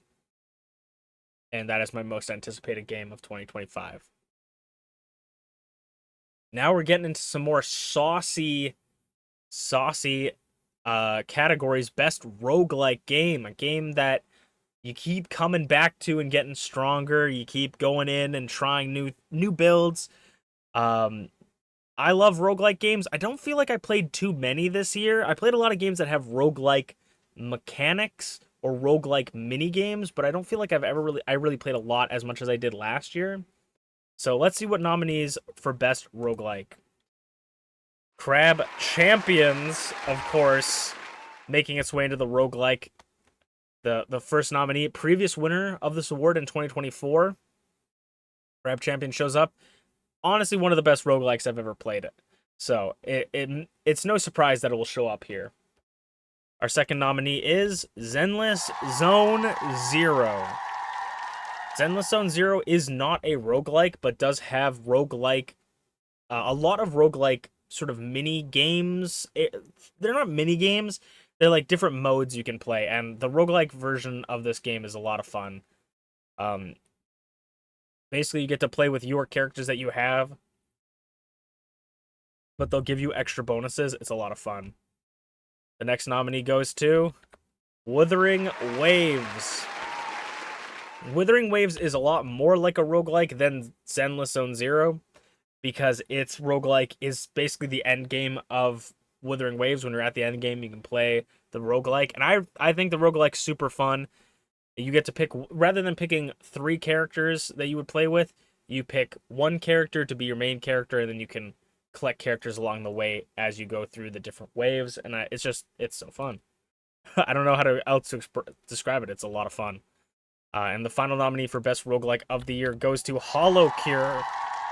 Oh my god, my throat is fighting for its life. Hollow Cure makes it on this list again. It was previously nominated in 2024 for this award.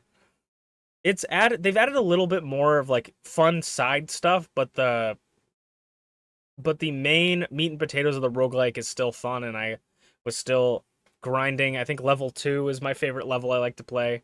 So I was playing on this a handful of times, and it's always fun. And the winner for Best Roguelike of the Year goes to Crab Champions. Crab Champions. Yeah, there we go. For the second year in a row. What the fuck is happening?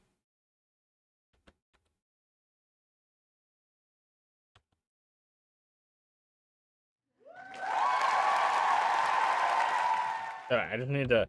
Alright, second year in a row. Crab Champions. It's kind of a no-brainer for me. I feel like I did not play a lot of roguelikes this year, and Crab Champions is just the best roguelike I've ever played. It's hard to really go up against it.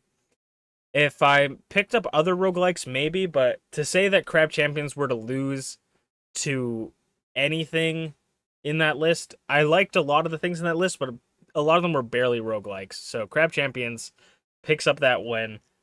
I don't think there's any contender for this year for for roguelike. Best multiplayer games are a lot of fun when you get to spend them with friends and get to play them with friends. And multiplayer games are an incredible cornerstone of games. There's a ton of games that just come out that are purely made for you to play with your friends. And I've played a lot of multiplayer games this year with a variety of different types of games, and I think that this one's going to be another tough category to see who's going to win. But best multiplayer of 2025, the nominees are Marvel Rivals.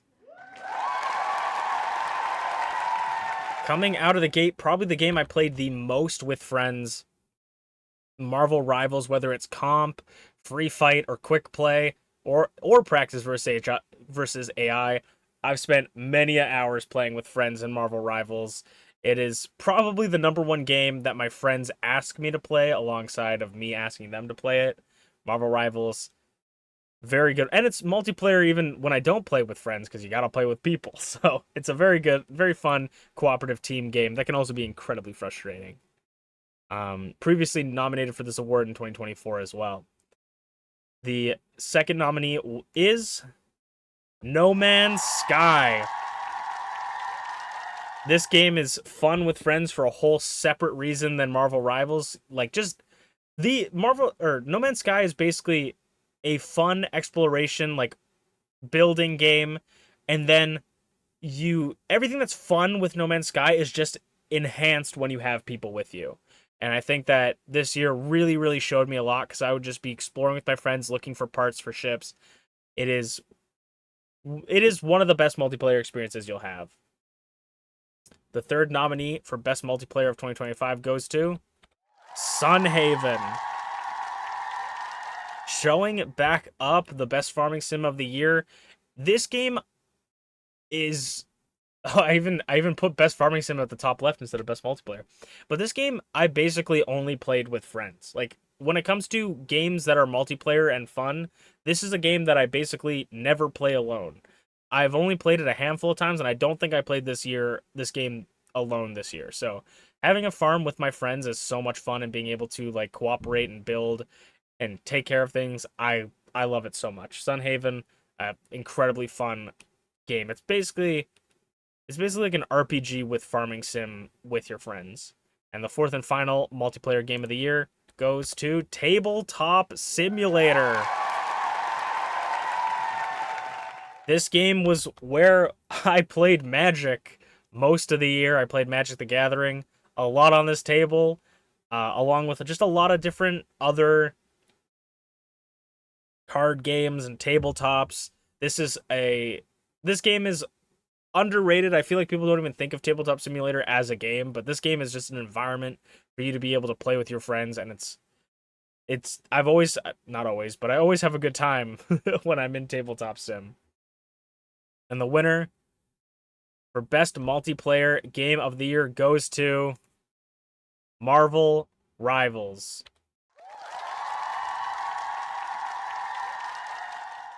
Marvel Rivals, like I said, is the game that I feel like I played the most with my friends this year, and it can be incredibly frustrating, but I feel like for me and my friends, it has been a sense of comfort in this. There's a sense of comfort in this game that it's something that we can play when we want to have fun. It's something we can play when we want to chill. It's a fun game overall with just an incredible cast of characters. And I think I've just had a lot of really good memories playing Marvel Rivals with my friends this year. So that's why I got to give Marvel Rivals Best Multiplayer Game of the Year. Now we go into Best Level/World Design. So much like art direction, the art of a game is very, very important. But another thing that's incredibly important is the levels designs and the world. If the world and the levels don't look visually appealing, interesting, or fun, then it's not going to be a fun game. The environment you play in has to be enjoyable, or else it's not going to be fun. There's that balance of character, story, and environment that makes a good game, and this is a very important part of the game development cycle. So Best Level/World Design, the first nominee is Xenoblade Chronicles 3. Xenoblade in general Um, their worlds are so gorgeous and so incredible to explore that it has to be on this list. I feel like Xenoblade Chronicles 3 had a very, very fun world, and even towards the later parts of the game, we sort of got to learn a little bit more about the world and explore a lot more fun areas.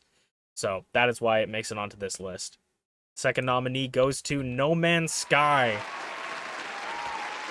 I mean, are these worlds designed? Who knows, but the world of No Man's Sky is one of its best features.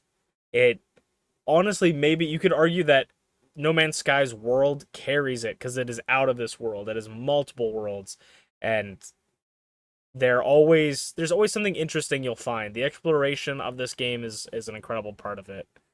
The third nominee goes to Digimon Story Time Strangers. Level and world design has been really good for this game.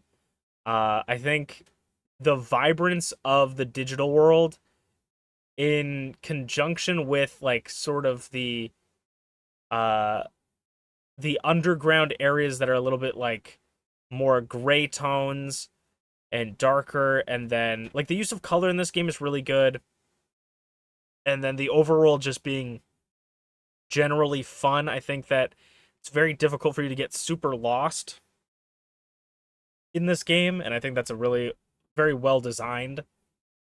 Digimon Stories Time Stranger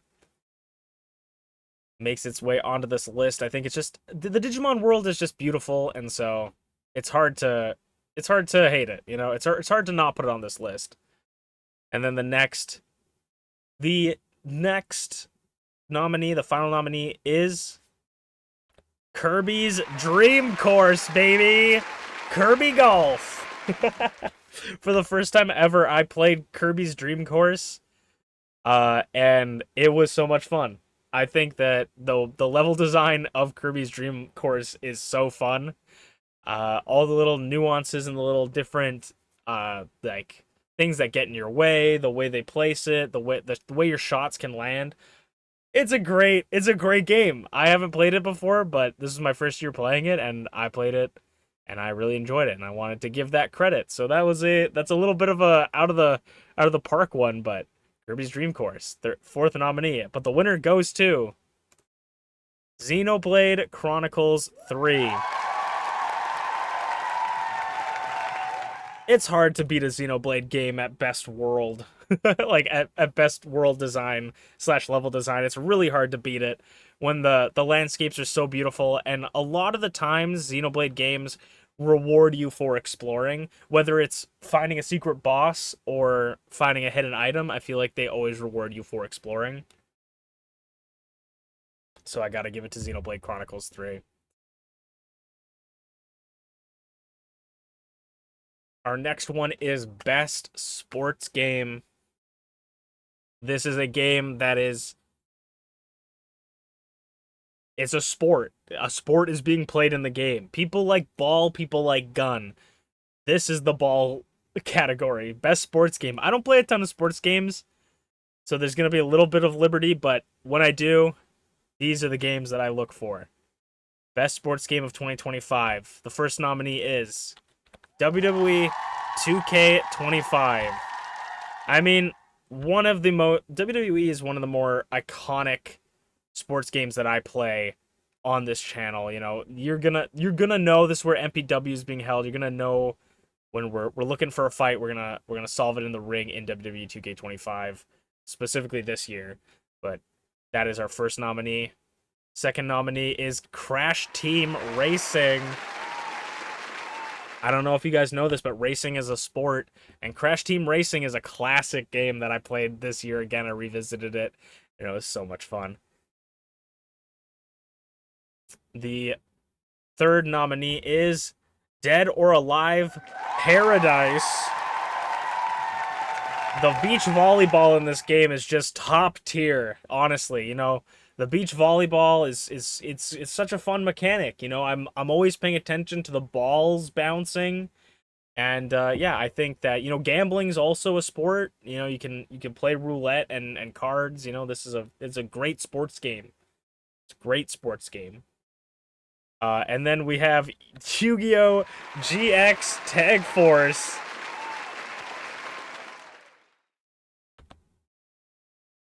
Yu-Gi-Oh! GX Tag Force. Yu-Gi-Oh! I would consider card games a sport. And this is one I picked up just this year, and it is super, super fun. Like, it is one of the most, like, the Tag Force series, I feel like, really makes you feel like you're in the Yu-Gi-Oh! Anime. So, that is that is the one I selected as the winner for best sports game of the year goes to WWE 2K25. It's got to be the one that wins. I have 80 hours in this one, and I probably have like less than 10 in all the other ones. Maybe not Yu-Gi-Oh! Tag Force though, actually. But this game, it's a cornerstone of our channel at this point, the WWE series. So we have to give it best. We have to pay its penance and give it best sports game of the year.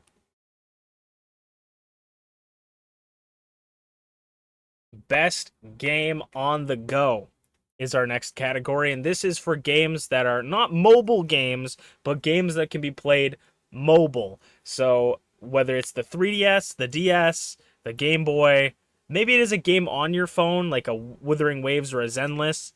Maybe it's a gacha game on the Nintendo Switch, or even a game that I took on vacation with my laptop, games that I played outside of the house.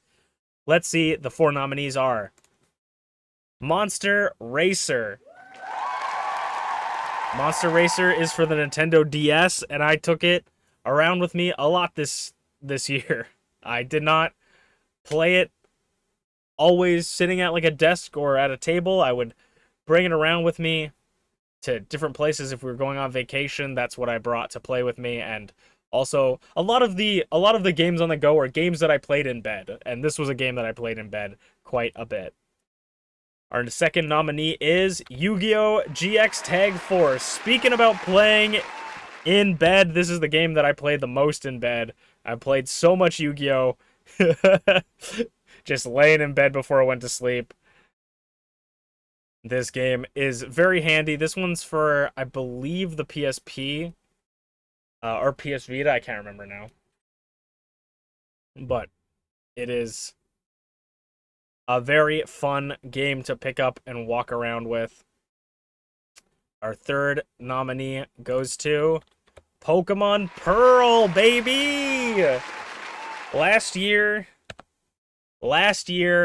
Pokemon Pearl, I said to you guys that I'm working on a Professor Oak's challenge, which is I have to try to catch every Pokemon within, or fill out the Pokedex as much as possible before moving on to the next gym, and I'm still working on that.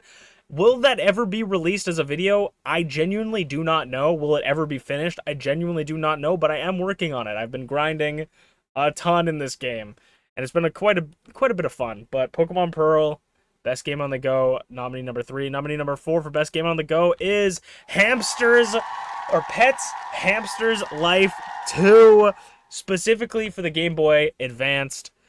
This game is literally if Hamtaro was a monster catching game. You basically get a hamster and you can raise it and then make it race other hamsters and do different things, and it's legit so fun. I am contemplating streaming it one of these days, but this is a game that I own that I always go back to. I don't think this is the right box art for the game that I have, but I think this is like the PS2 version or something, but this game's so good, dude. This game's so good. It's so funny. And the winner for best game on the go goes to Yu-Gi-Oh! GX Tag Force. I've played this Yu-Gi-Oh! Game so much. I played a lot of World Championship last year. This year was the game I took on the go with me the most, and played a ton in bed. So Yu-Gi-Oh! GX Tag Force, super fun Yu-Gi-Oh! Game. I'm probably gonna keep playing it into next year. I've been playing a lot of Yu-Gi-Oh! Off and on, and this is like the perfect era of Yu-Gi-Oh! For me, where it's enough new cards to keep me interested and enough of the same mechanics to not confuse me. So Yu-Gi-Oh! Tag Force is the best game on the go. This is going to be the closest to a negative award that we can get to, because craziest boss fight does not mean good. It doesn't mean they're bad, but it means this is the boss fight that was just the crazy experience for me. I'm not here to shit on them. I'm just here to say this is me saying I went through some shit. Please feel sorry for me. The world's are the craziest boss fights of 2025. I believe there's going to be a spoiler warning. I don't know if there is, but potential spoiler warning. We'll have to see. There is spoiler warnings. Excellent. Okay, so spoiler warnings tells you sort of the categories we have, but if you don't want to know any of the boss fights going into these games, the One Piece game for the Game Boy Advance, Persona 5 Royal, Castle Crashers, or River City Girls, which I think I just accidentally put the name next to it as well, so I don't know if Hibari is the name of the River City Girls game. I've only played it once, so I apologize, but I'll do the Wiggle of Destiny to let you guys know if spoilers are gone, but this is your ample warning to avoid the screen as we get into the first nominee. We have Buggy from One Piece Game Boy Advanced. I still have not beaten this fucker. He is so goddamn hard. I hate him so much. The One Piece Game Boy Advance game is so fun, but Buggy is just brutal. I don't understand how to beat him. The next nominee is Okumura from Persona 5 Royal. This fight sucked so much that we had to actually turn up the difficulty to make it harder for us to beat him. Or, well, to make it easier for us to beat him by turning up the difficulty. Okumura's boss fight is so BS in Persona 5 Royal that it just doesn't even make sense. It's arguably the worst part of Persona 5 Royal, but it was a fun experience taking him out nonetheless. The third nominee is Hibari Kunio from River City Girls. I played this game once this year, which is why I put Hibari by accident on River City Girls in the spoilers. I don't own River City Girls. I literally this is my experience with River City Girls. River City Girls. My friend Giblart, friend of the channel, came over to his house and he said, "Hey man, have you ever played this game?" I said, "No." He's like, "I cannot beat this boss. Like, you need to help me beat this boss because I can't beat her." And there's a 2-player mode you can play on in River City Girls, and so I got to play as the second character. So we fought her together, and it was just a crazy fight because my friend was like, "If I can't beat her, I think I'm just gonna drop the game." And so I saved him. I don't know if he did continue playing the game, but I saved him at least that fight, and it was just such a fun experience. The next nominee is Corn Boss from Castle Crashers. This guy fucking sucked. What the hell? Alright. This guy fucking sucked, bro. He was the worst. The Corn Boss was such a frustrating fight. That was probably the most frustrating Castle Crasher boss that I had. And I think it got glitched like the first time we played it, but he was super annoying. The Corn Boss from Castle Crashers, and the final one is... Actually, never mind, that wasn't the final one. The winner of Craziest Boss Fight is Hibari Kunio-kun, River City Girls. Just purely off the memories I had with my friend doing this, this boss fight wins us the boss fight because it was one of those experiences that you have where it like reminds you of why games are fun, where you just come in with a friend and you're just constantly trying different things to beat this boss. And I was playing with a character, like there's 2 characters in the game that you can level up. I was playing with a character who just did not level up, so I'm like struggling crazy style. But that is Hibari, winner of Craziest Boss Fight. It was a lot more of a positive boss fight than last year. Now, this is arguably some people's game of the year, best game with fishing.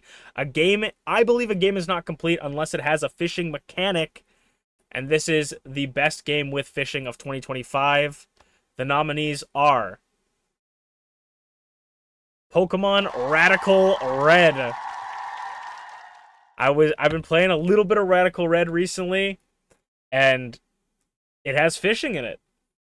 The next nominee is Elder Scrolls Skyrim.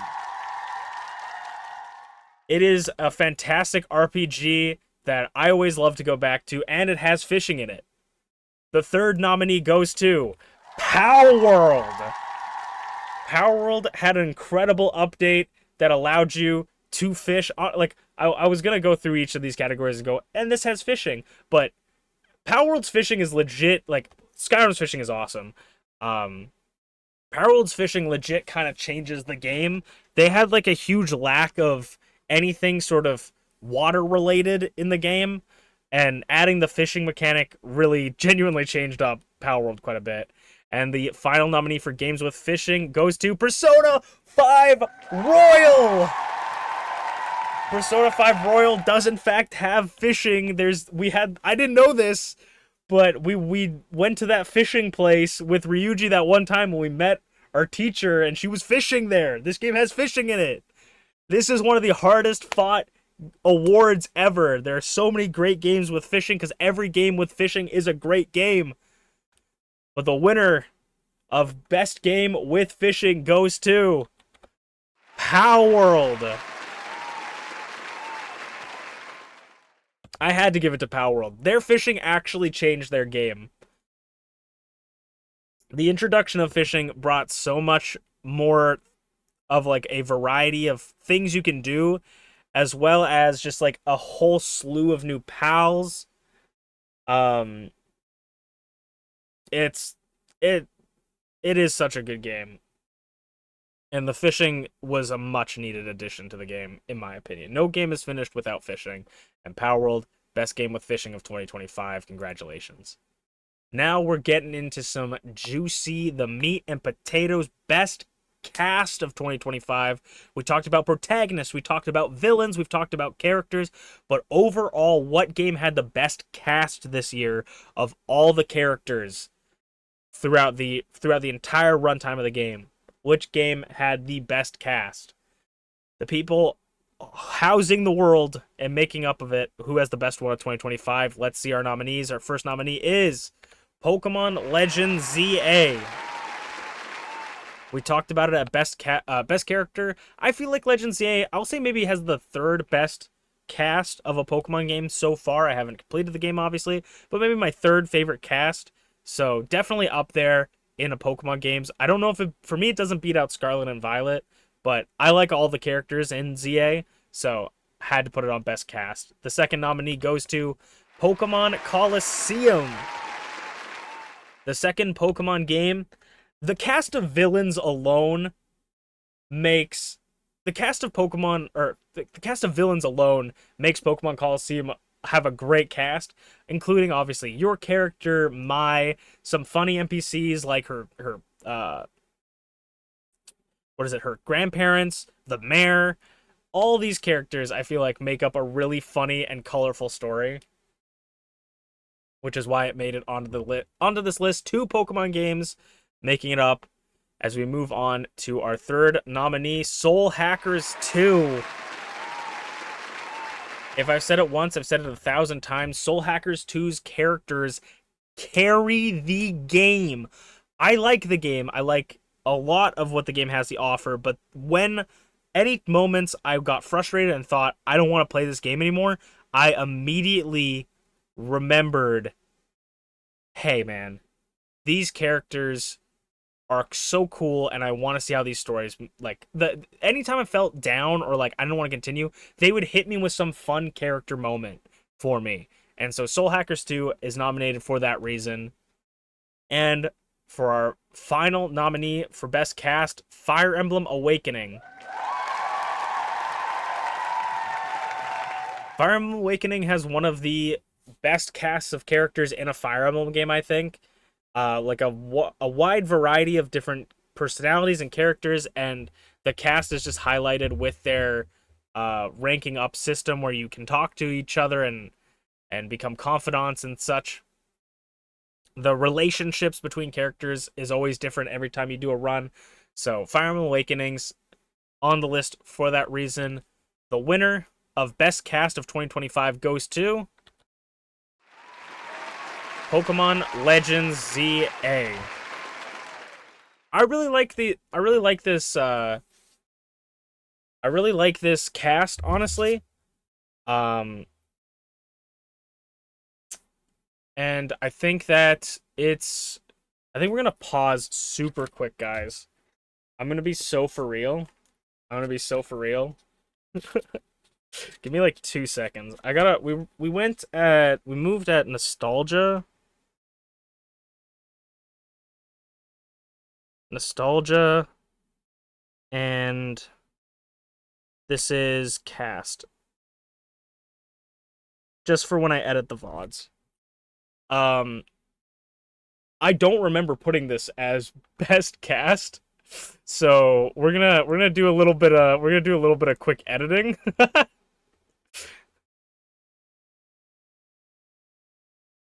We're gonna do a little bit of quick editing because I do not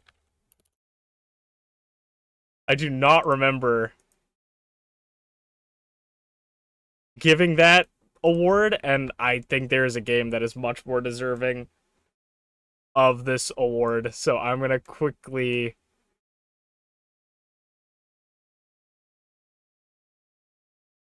just do an edit ski.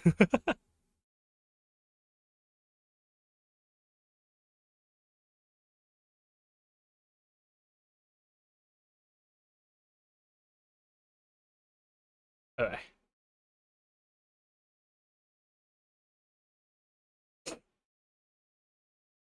Also, Canary ruined it for you, Potato. I hear Canari's like a hit or miss. I personally like Canary, but I don't like. I'm not married to her. You know, she's not like my favorite character. Okay, so we're gonna go, and the winner. Let's go here, and the winner of best cast of 2025 goes to Soul Hackers 2. Soul Hackers 2, I said it many times, it is carried by its cast. So I'd be a fool to put any other game above it in this category. Soul Hackers 2 wins best cast of 2025 for me. As we'll move on to one of the more surprising categories, we're moving on to the Happening Star category of 2025. This is for the game that stepped on the most amount of green spaces this year. So we will see who has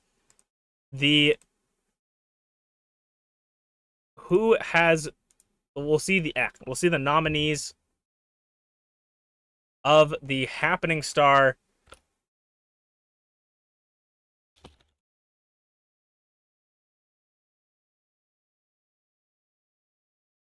Let's see.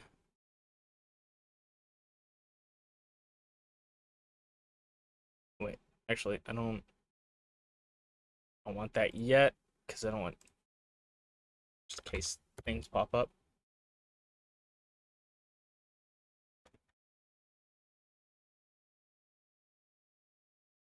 Okay, and then here we go. Okay. And the nominees for the Happening Star are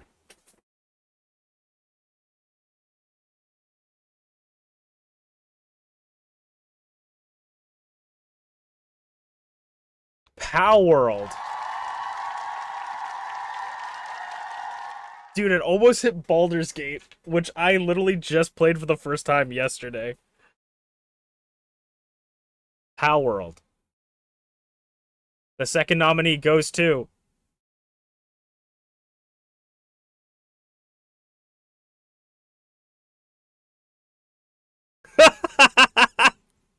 Dead or Alive Paradise.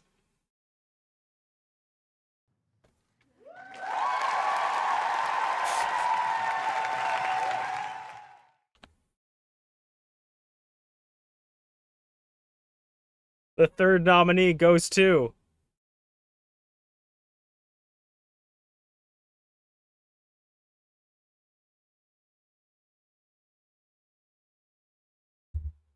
Cyberpunk 2077.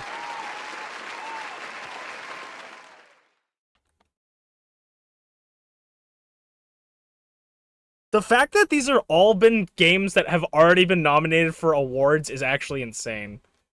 And the fourth and final nominee for for the happening star goes to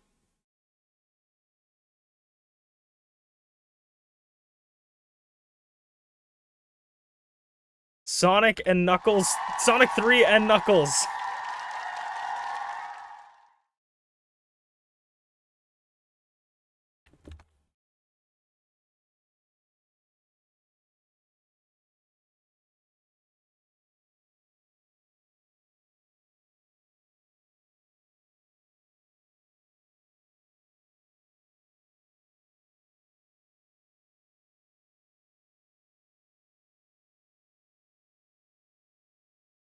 And the winner for the happening star goes to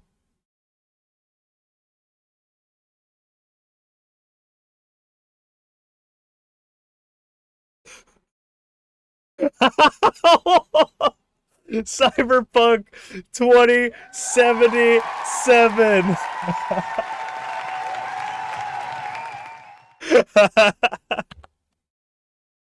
Cyberpunk 2077, congratulations on stepping on the most green squares. All right. Most green squares this year. As we will move on to the next category. Best casual game. So this one is slightly different than cozy games of the year. Casual game is something that I just play mainly for fun. I don't take it super seriously. I can sometimes take it seriously, but this is the idea, is a game that I can play with barely any thought. So let's see what games I don't think about. The first nominee for Best Casual Game of 2025 is Crab Champions. Crab Champions is the epitome for casual games for me. It won the award in 2024, so it's no surprise. The second nominee goes to Zenless Zone Zero. Another incredibly fun casual game that you can just spend walking around. You don't even have to really be doing anything. But the combat is also just super casual and fun. As we move on, the third nominee is No Man's Sky. Truly nothing but a casual drift. Nothing like a casual drift in space to make you forget all of your worries. This is a fantastic game to just sit back and enjoy your time. And the fourth nominee goes to Stardew Valley. Stardew Valley. Stardew Valley was a previous winner of this award. Did I put previous winner of this award on Crab Champions and sorry, we're doing it live. I feel like either of those two could have won. I don't know. I gotta quickly. This might be too long to look this up. This is already taking like 40 years to just load. All right, come on. Yeah.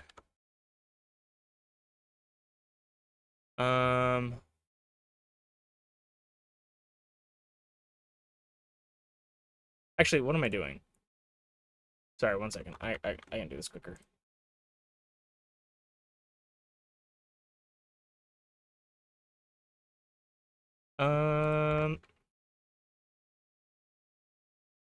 The winner.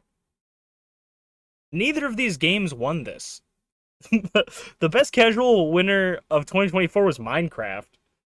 But neither of these games won this. I don't know why both of them are marked as previous winners. They were not previous winners. I apologize. But will they be winners of this year? The winner of Casual 2025 is Crab Champions. Exceed receiving it for the first time. Crab Champions. Honestly, this game is one of the games that I played the most with just people in call. Like, I would be talking to people and I'm just playing Crab Champions while we're talking. It's a perfect casual, like, enough for me to have to focus, but not enough for me to not be able to focus on other things. Crab Champions, once again, congratulations. Best ending. Sometimes endings can be bittersweet and sometimes endings can be really good. What is the best ending of 2025 from the games that I played? Let's see the nominees. The nominees for best ending are Soul Hackers 2, Soul Hackers 2 had a very good story, and I honestly really, really liked the ending. That's why it made it onto this list. This game honestly kind of lives in any story-related category for this year's Game Awards. But Soul Hackers 2 for best ending. Second nominee for the category is Pokemon Coliseum. I feel like, not to get too into spoiler territory, but the ending of Pokemon Coliseum is incredibly funny and very out of nowhere. I think it's a very, very funny ending of how they could do it, and they kind of just threw something out there, and I can appreciate it. The next nominee is Xenoblade Chronicles 3. We finally finished it this year after a long plot journey, and I think the ending was a perfect sort of cap onto this story. They finished off what they needed to do, and they ended it in a surprising way that I didn't expect, but I actually very enjoyed. And the final nominee for best ending goes to Code Vein. Now, Code Vein has many different endings, but I think I got the true ending, and I really liked it. I thought it leaves it very open-ended to see what what could be next, and it was sort of a bittersweet one at the same time as well. The winner of best ending of 2025 goes to Code Vein. We finished this game off very early into the year, but I really liked this ending that we got. I think that it just felt very satisfying, but was also bittersweet. It was a story of it was like an ending of unconditional love and giving up parts of yourself to help others without giving too much away.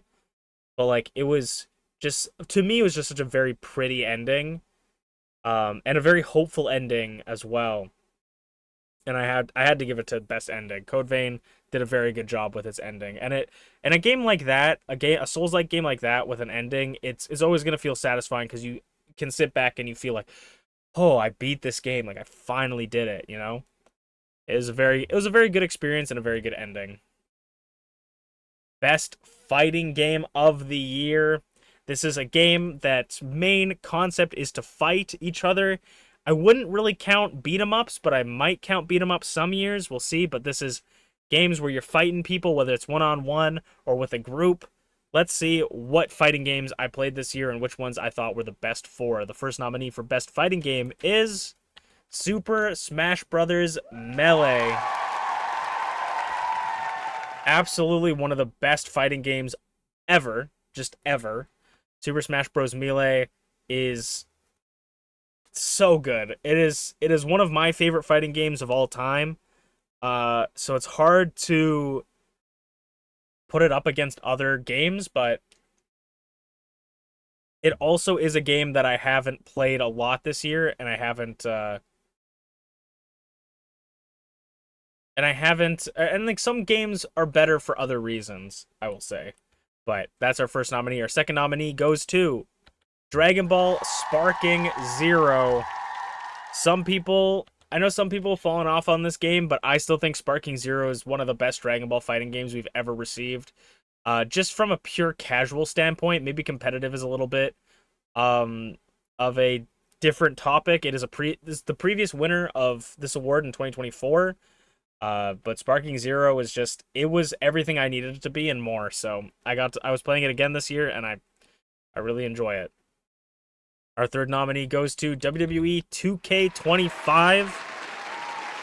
Not necessarily a traditional fighting game, but certainly a fighting game in its own right. I've played this game more than probably any WWE game I've played, actually played the game more than any WWE game I've played in the last decade. So that says something about this game. Mainly it is just a grind, but I won't say it's been a terrible experience. I did also have to play all the story mode, which was a terrible experience. And our final nominee goes to Godzilla Domination. The one I played was specifically, I believe, for the Game Boy Advance. But this is a like an arena, 2D arena fighter with Godzilla characters, and it's a little jank, but it's super fun, honestly. Like it if not just for the fact that you can play as Godzilla characters and fight people, it's fun. So I had to put it on there as well. And the winner of best fighting game goes to Dragon Ball Sparking Zero. It's hard not to. It's hard not to. I didn't play a lot of fighting games this year. Last year I played, I feel like, more fighting games, and we might not even have this award next year depending on what games come out. Actually, we might cuz I got completely forgot I picked up both the Injustice games. Actually, I have one of the Injustice games, but I picked up the first one. I have Mortal Kombat now. So, and I also have been wanting to get back into Soul Calibur Legends 6, I believe, is the one I have. So actually, I don't know. Sorry, we will probably see more fighting games maybe next year. We'll have to see. But I didn't play too many fighting games this year, and Dragon Ball Sparking Zero, every single time I just enjoy playing it. So I have to give it to them. Now, this is one of the most fun categories for me. This is best character we made. So this is either a character we specifically made in a game, whether it's the protagonist of the game, whether it's a side character, whether it's the dog we customize in the game, or if it's a character we made funny, like we made inside jokes, like a character that is fun because we made it fun, not because of them. A good example would be Angel Guy from Shin Megami Tensei Nocturne was the side character, and I just thought it was funny that we named him Angel Guy. So this is the best character we made, and this is a heavy-hitting category this year. It was very hard to pick 4 people to fit into this category, but this is best characters we've made 2025. The nominees are Tyranno Maximum 2K, WWE 2K25, one of the many MPW characters I've made that I think have had a glow up, and Ty is one of the people I feel like has had one of the best glow ups. It's really hard to be like Ty's character design in this game, I feel like looks very similar to the one in 2K24, but I just feel like visually in game Ty looks so much better. So I had to put Ty in our first slot. Our second nominee goes to Rize from WWE 2K25. Rize, the longest reigning Idol Division champion in MPW history, came into 2K25 looking the best she has ever looked. So I had to give it to Rize. I mean, just look at her. She looks great. Even before, she was probably the first person I made in MPW that I went, wow, that might be one of the Game Award contenders. So I have to do it. But not all of them will be WWE 2K20 characters, as we will move on to the next category, or the next nominee. The next nominee is Masu Crasherton from Castle Crashers. My fully customed Castle Crashers character that I drew with my own 2 hands. He's got Pip as his weapon with a Minecraft shield. Masu Crasherton crashing his way into the best character we made nominations. As we move on to our last nomination, last nominee for this is Meat from No Man's Sky. It's Meat. Meat from No Man's Sky is the funniest little alien guy I've ever seen, and I had to add him to best character we made because he's really... we didn't make him technically, but he's funny and I love him, and he's just a little guy named Meat. So 4 incredible contenders that are all worthy of being number 1, but who's going to take this award home from them or with them? The winner of Best Character We Made of 2025 goes to Masu Crasherton from Castle Crashers. It's hard to pick anyone against him. I'm hugely biased. I love this Castle Crashers character that I made. I feel like I did a really good job on him, and it is a character that I legitimately made. I made basically everything about him. So I love him. I have to give Masu Crasherton his flowers. Castle Crashers winning Best Character We Made. Now we're moving on into Best Combat Mechanics. Whether it's turn-based, whether it's action, what is the best combat mechanics we played with this year? Let's see the nominees. The first nominee is Puzzle Fighter 2 Turbo. A game that I suck at so badly, but I love it so much. It's a fighting game, basically. It's not really a fighting game, but basically a fighting game, but you fight with the power of puzzles. I love Super Puzzle Fighter 2 Turbo. It is one of my favorite casual games that I can play. Wasn't on the casual games, but it's one of my favorite ones, and I love that the whole entire concept is you're fighting with the power of puzzles. Our next nominee goes to Zenless Zone Zero. I love the countering mechanics. I love the dodge mechanics. I love all of the varieties of different moves you can do, the different skills people have, and the different teams you can build. This game has a large variety of just constant options of changing up how you fight and making it different to you, and a lot of the characters aren't cut in, like, no character is one and the same. And that's what I love about Zenless Zone Zero. I don't know if I did this, but Zenless Zone Zero. I don't know if I did that. Our next nominee goes to Code Vein. My first Souls-like game that I thoroughly enjoyed the combat in and enjoyed and actually completed. This game overall was a fun experience, and I think that I wouldn't have enjoyed it as much without the combat being as good as it was. It wasn't always fluid, but it was a lot of fun. It was so fun that I tried to play most of the game without even a companion. So, I mean, that says a little bit about it. And our next nomination is Sword Art Online Hollow Realization.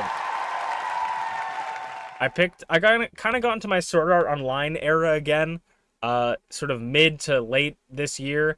I haven't played too much of this game, but the combat, I was just playing this. I want to do this on YouTube. I want to record myself playing this game, but I first wanted to test it out and see what it was like, and I just found myself coming back to this game to just run around and fight the level 1 area things. It does a very, very good job of combining a single-player RPG combat system with an MMO style, like, different abilities to select. I will warn you, though, if you're looking to pick up a game like this, definitely get a controller if you don't have one already, because keyboard, it's really difficult. They've mapped a lot of keys together that just don't make sense, and you can't really unmap them without mapping other keys to other things. So this game was a lot of fun for this combat. Didn't get too far into it, but combat-wise, a lot of fun. The winner of Best Combat of 2025 goes to Zenless Zone Zero.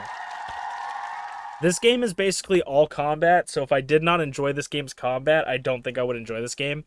And this Zenless might be my favorite gacha game I've played. Maybe Wuthering Waves beats it. I didn't play a lot of WoWA this year, but Zenless Zone Zero I played quite a bit this year, so gotta give it to Zenless Zone Zero, having my favorite combat mechanics of 2025. Best Platformer of 2025. This one is a tight competition, mainly because I just don't like platformers, really. So this is sort of a if you're on this list, it's either I didn't have anything else to put on here, or this was a really good platformer. So let's see the nominees for Best Platformer. First nominee goes to One Piece Game Boy Advanced. The One Piece game for the Game Boy Advance is genuinely quite fun. The only thing is that the second boss of the game, Buggy or whatever, I don't know if he's the second or third boss, is impossible to beat. The second nominee goes to Madagascar for the PS2.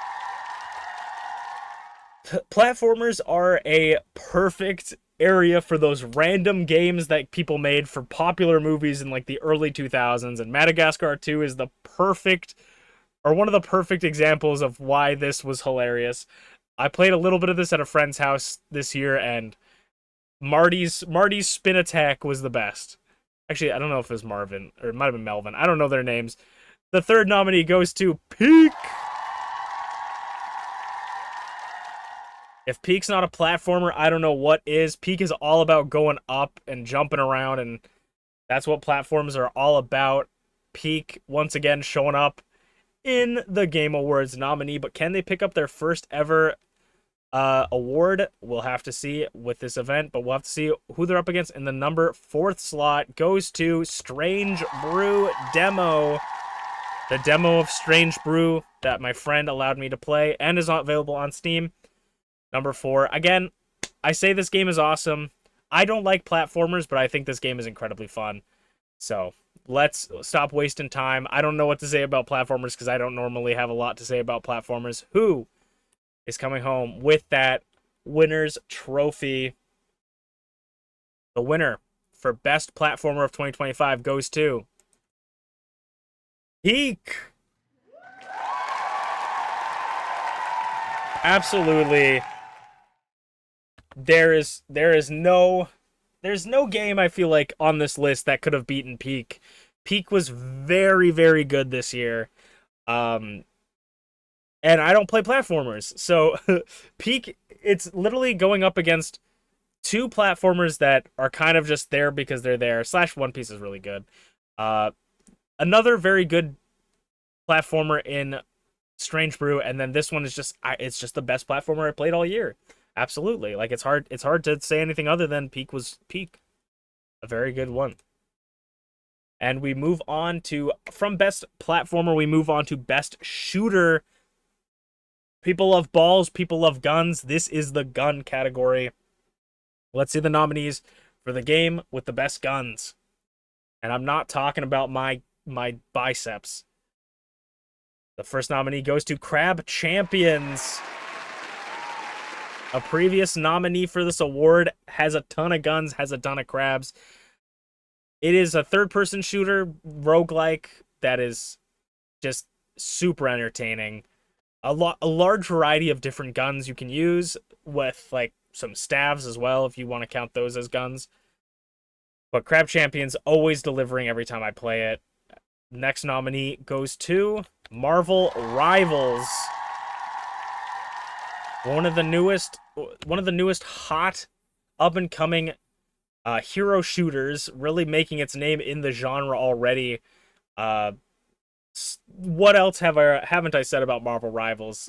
A variety of an insane cast of characters with a huge variety of abilities. And probably my favorite hero shooter of all time. Previous winner of this award won it in 2024, snuck in right at the end.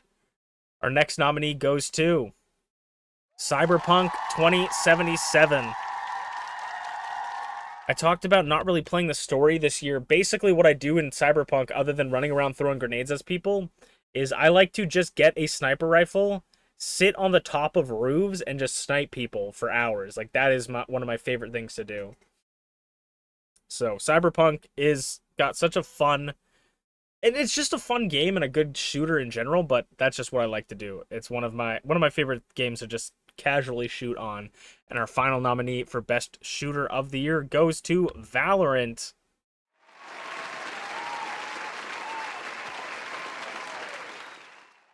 Valorant's not a game that I historically like, but it's a game that I played much more than I've ever played probably this year.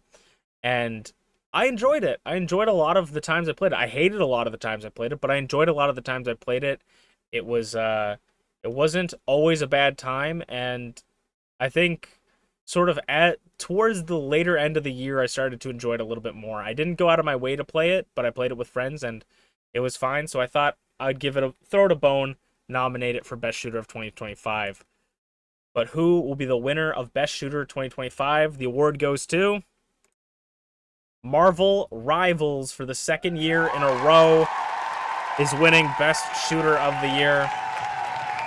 It's hard to contend with my best hero shooter, or my favorite hero shooter of the year. This game's got way too many fun characters, way too many fun game modes. It's super fun. Marvel Rivals takes it again.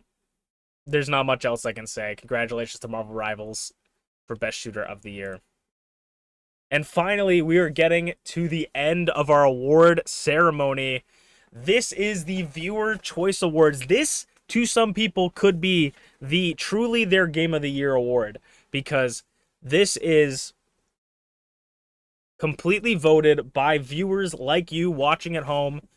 Uh, you guys put your votes in here to choose the games selected from my list of games. So it's not, viewers aren't selecting games that they played, they're selecting from the games I played. Let's see what nominees you guys selected from the list of games that I played. The over like 80 games I played this year. What games did you nominate for Viewers' Choice Awards? The first nominee is Peak. Peak makes an appearance once again, nominated by the fans. I mean, this makes so much sense. Being a multiplayer game, Peak is obviously going to make it up there in the Viewers' Choice Awards. I'm not surprised at all seeing this one.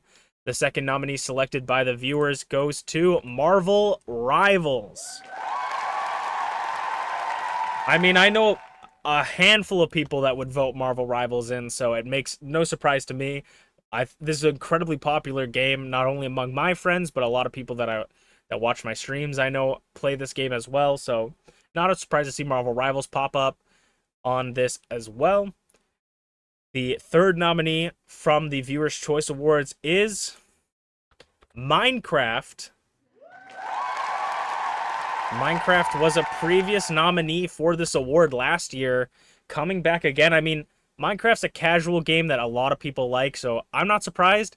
Could it win Game of the Year this year? Could enough people have voted Minecraft in? We'll have to see. But the final nominee for the Viewer Choice Awards goes to Persona 5 Royal. When I look at this list of games, I gotta say, this makes me so proud to be your streamer, because these are 4 phenomenal games you guys have voted to become your Viewers' Choice Award nominees. Any game in this list that you've selected deserves an award, but only one can take the Viewer Choice Home Award. What did the viewers select to win this award? And I will say, in an absolute landslide victory, the winner of the Viewer Choice Awards goes to Marvel Rivals.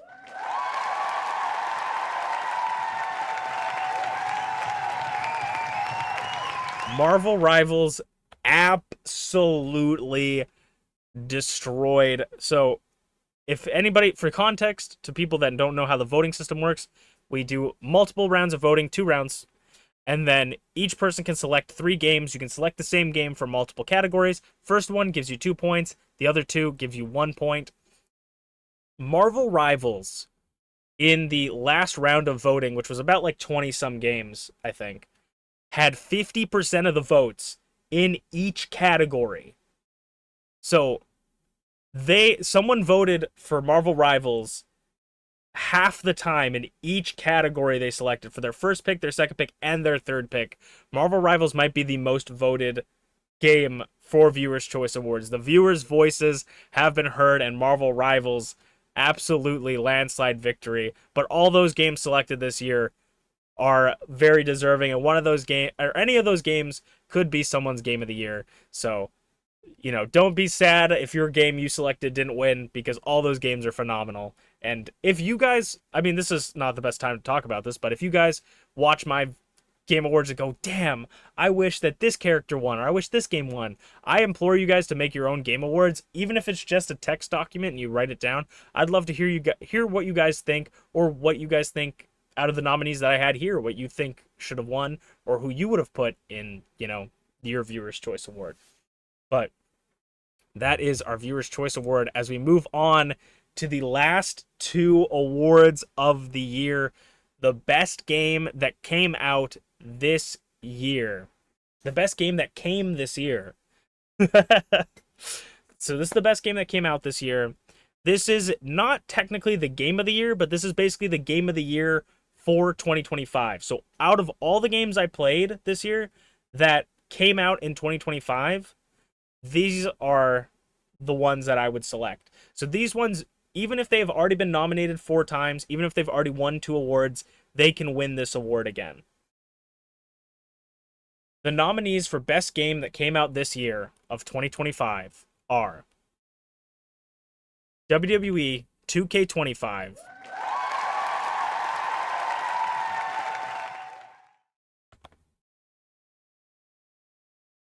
Digimon Story Time Strangers,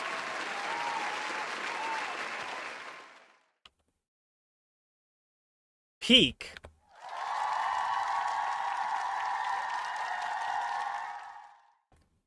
and finally, Pokemon Legends ZA. I almost said Arceus.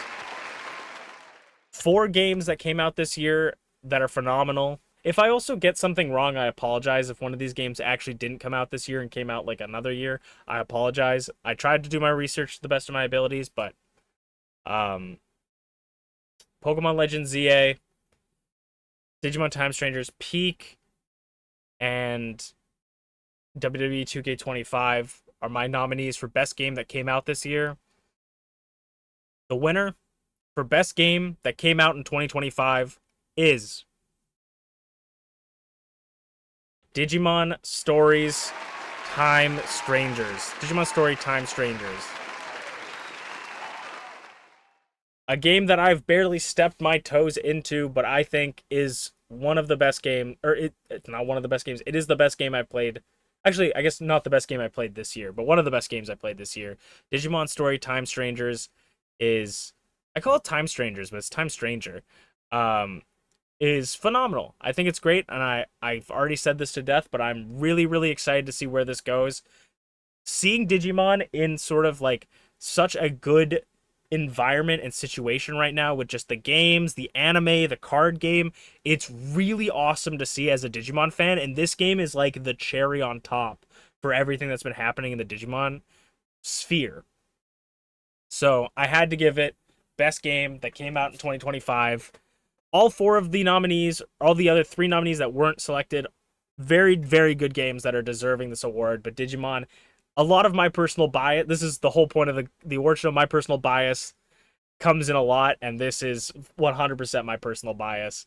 Digimon's Story Time Stranger takes it. And now, everybody, the big moment is here. Unchained Awesome Game Awards 2025, the game of the year. This is out of every game that I've played this year, whether it came out this year or not. This is the games that I think were the best that I played this year. The nominees for the best game of the year goes to,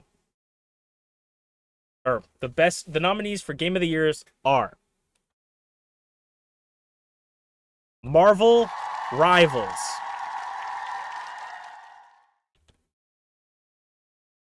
Digimon Story Time Stranger,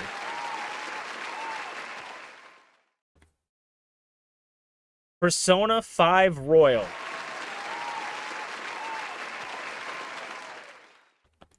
and finally, Xenoblade Chronicles 3, the previous winner of last year's Game Awards, Game of the Year, coming back to see if they can do a repeat. And the winner for Unchained Awesome's Game Award 2025 to end off the year, an insanely tight race with 4 incredible games. This year has had an incredible year for me for games. Unfortunately, during like November and October, I kind of stopped playing games for a little bit, but the rest of the year was really good for games. The winner of the Game of the Year goes to Persona 5 Royal. No game has had me feeling like Persona 5 Royal this year. There was like so many good games this year, but Persona 5 Royal, I had to give it to it. Not only because this will maybe be the only year that Persona 5 Royal shows up in the Game Awards, but just all the emotions I have felt playing this game this year have really just hit me. Like, it is one of the best RPGs, one of the best JRPGs that's ever come out, on top of just all of the memories I have, the nostalgia, the gameplay, the story, just everything added onto this game this year has really just made me feel like I couldn't put it anywhere less for me. Um, all four of these games were absolutely like dominant in other categories, so it was super hard to figure out what game was going to be game of the year. But when I sat down and looked at all of the games I had, I was like, Persona 5 Royal has really been the one that I look forward to, like is the one that I've been wanting to play, and it's not over yet. So we'll be able to see this in the 2026 Game Awards, but I knew that in 2026 we're probably going to be playing a ton of other games. I can't see it winning 2 years in a row. Uh, I kind of don't want games to win 2 years in a row, but if they're just that good, they'll win, you know? But Persona 5 was a great game. It was saying I don't want games to win. It was very close for me. Xenoblade 3 had a very good ending for me, so it could have won for sure. Uh Digimon Story Time Stranger was close. I just don't think I've spent enough time in the game to really justify giving it game of the year, but it was hard to put a lot of other games above it. Like it would probably be my fourth. Like if we ranked it from 1 to 4, it would probably be my fourth one, but it was really hard to find another game that I wanted to put above this.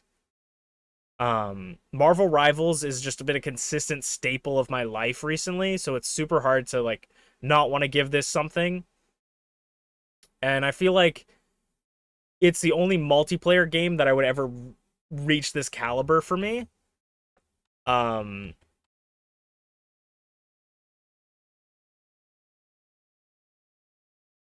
yeah. So all four of these games were just phenomenal games. And I feel like I've played so many fun games. I feel like we've had a lot of great moments. I hope you guys had a fantastic year. I hope you guys had a fantastic 2025. If you guys had any games that were especially awesome for you, I would love to hear about it. Thank you guys so much for watching, and I'll see you guys next year. Okay, that was just for YouTube. We can talk a little bit if you guys want to talk a little bit. but but yeah, this year's been great. I've gotten the best of basically finished, unless I run into any late entries for the best of. That's gonna be released at midnight my time on New Year's.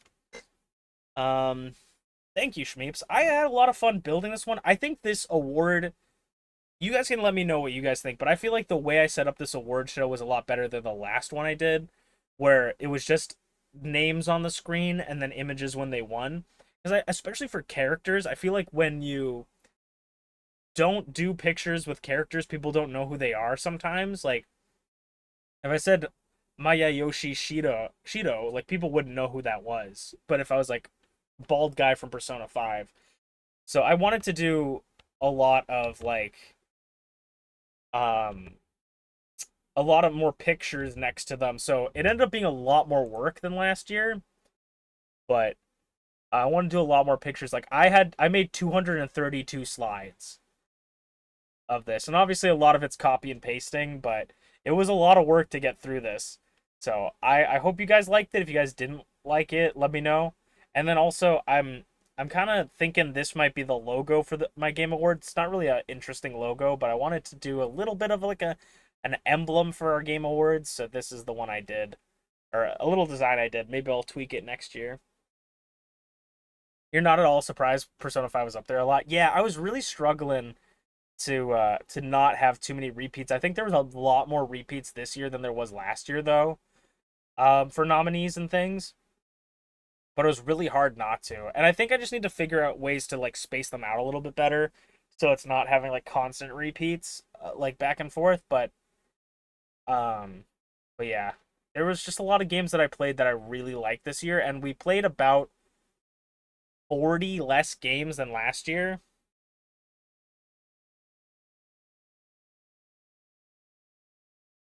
The logo should slowly turn creature like creature like and evolve a bit each year. That could be kind of funny. Yeah, I could do that. I do want to do like different themes. Like this year, I kind of want to like last year was gold. This year's purple. I want to do like different color themes each year. But yeah, I had a lot of fun making this and thinking about it. And I mean, this it just makes me feel like you know nostalgic and like happy on the inside. Also, Potato made me laugh. He's like, out of all the games with like cool world building, you pick Kirby's Dream Course. I didn't play any other Kirby games this year. This was the only Kirby game I played this year. So I couldn't have picked any other ones. But that just made me laugh. It's like you picked Kirby's Dream Course. Also, the fucking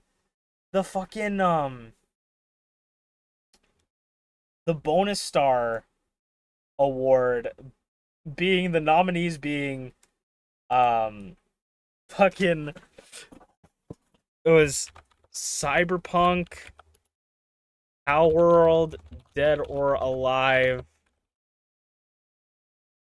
Paradise, and Sonic 3 and Knuckles. And if my memory serves me correctly, I'm pretty sure Cyberpunk won that. Dude, dude, Dead or Alive was so close to winning.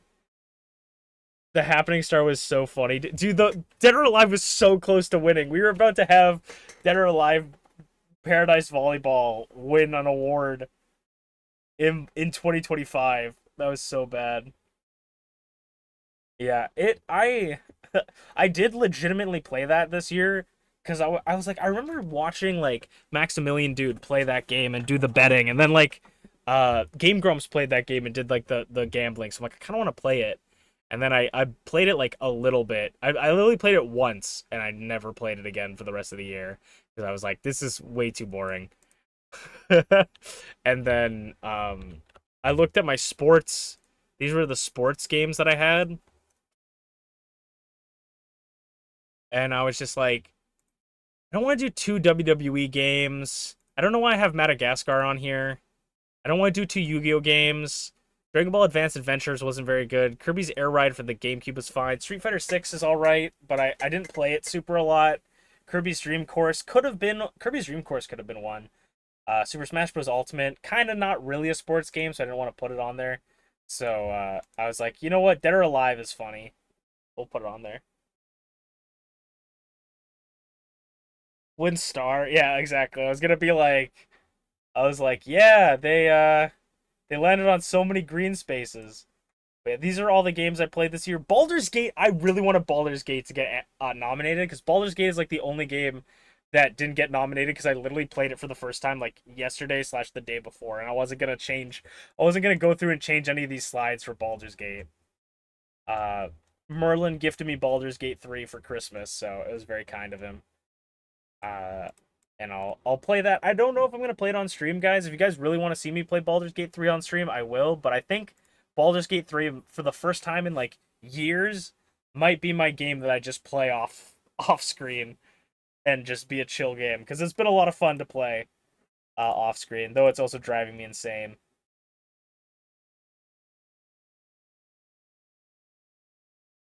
I want to always thank you guys for uh supporting me and joining me for these stuff. I want to do so much more next year.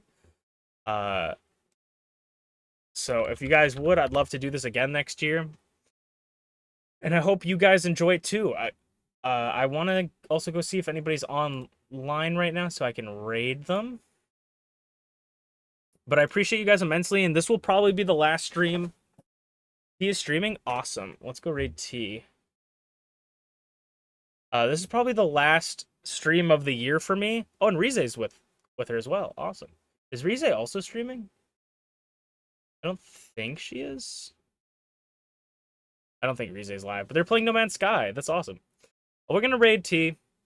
But this will probably be my last stream of the year unless I show up on like other people's streams because there's so much stuff. I got stuff to do tomorrow. And then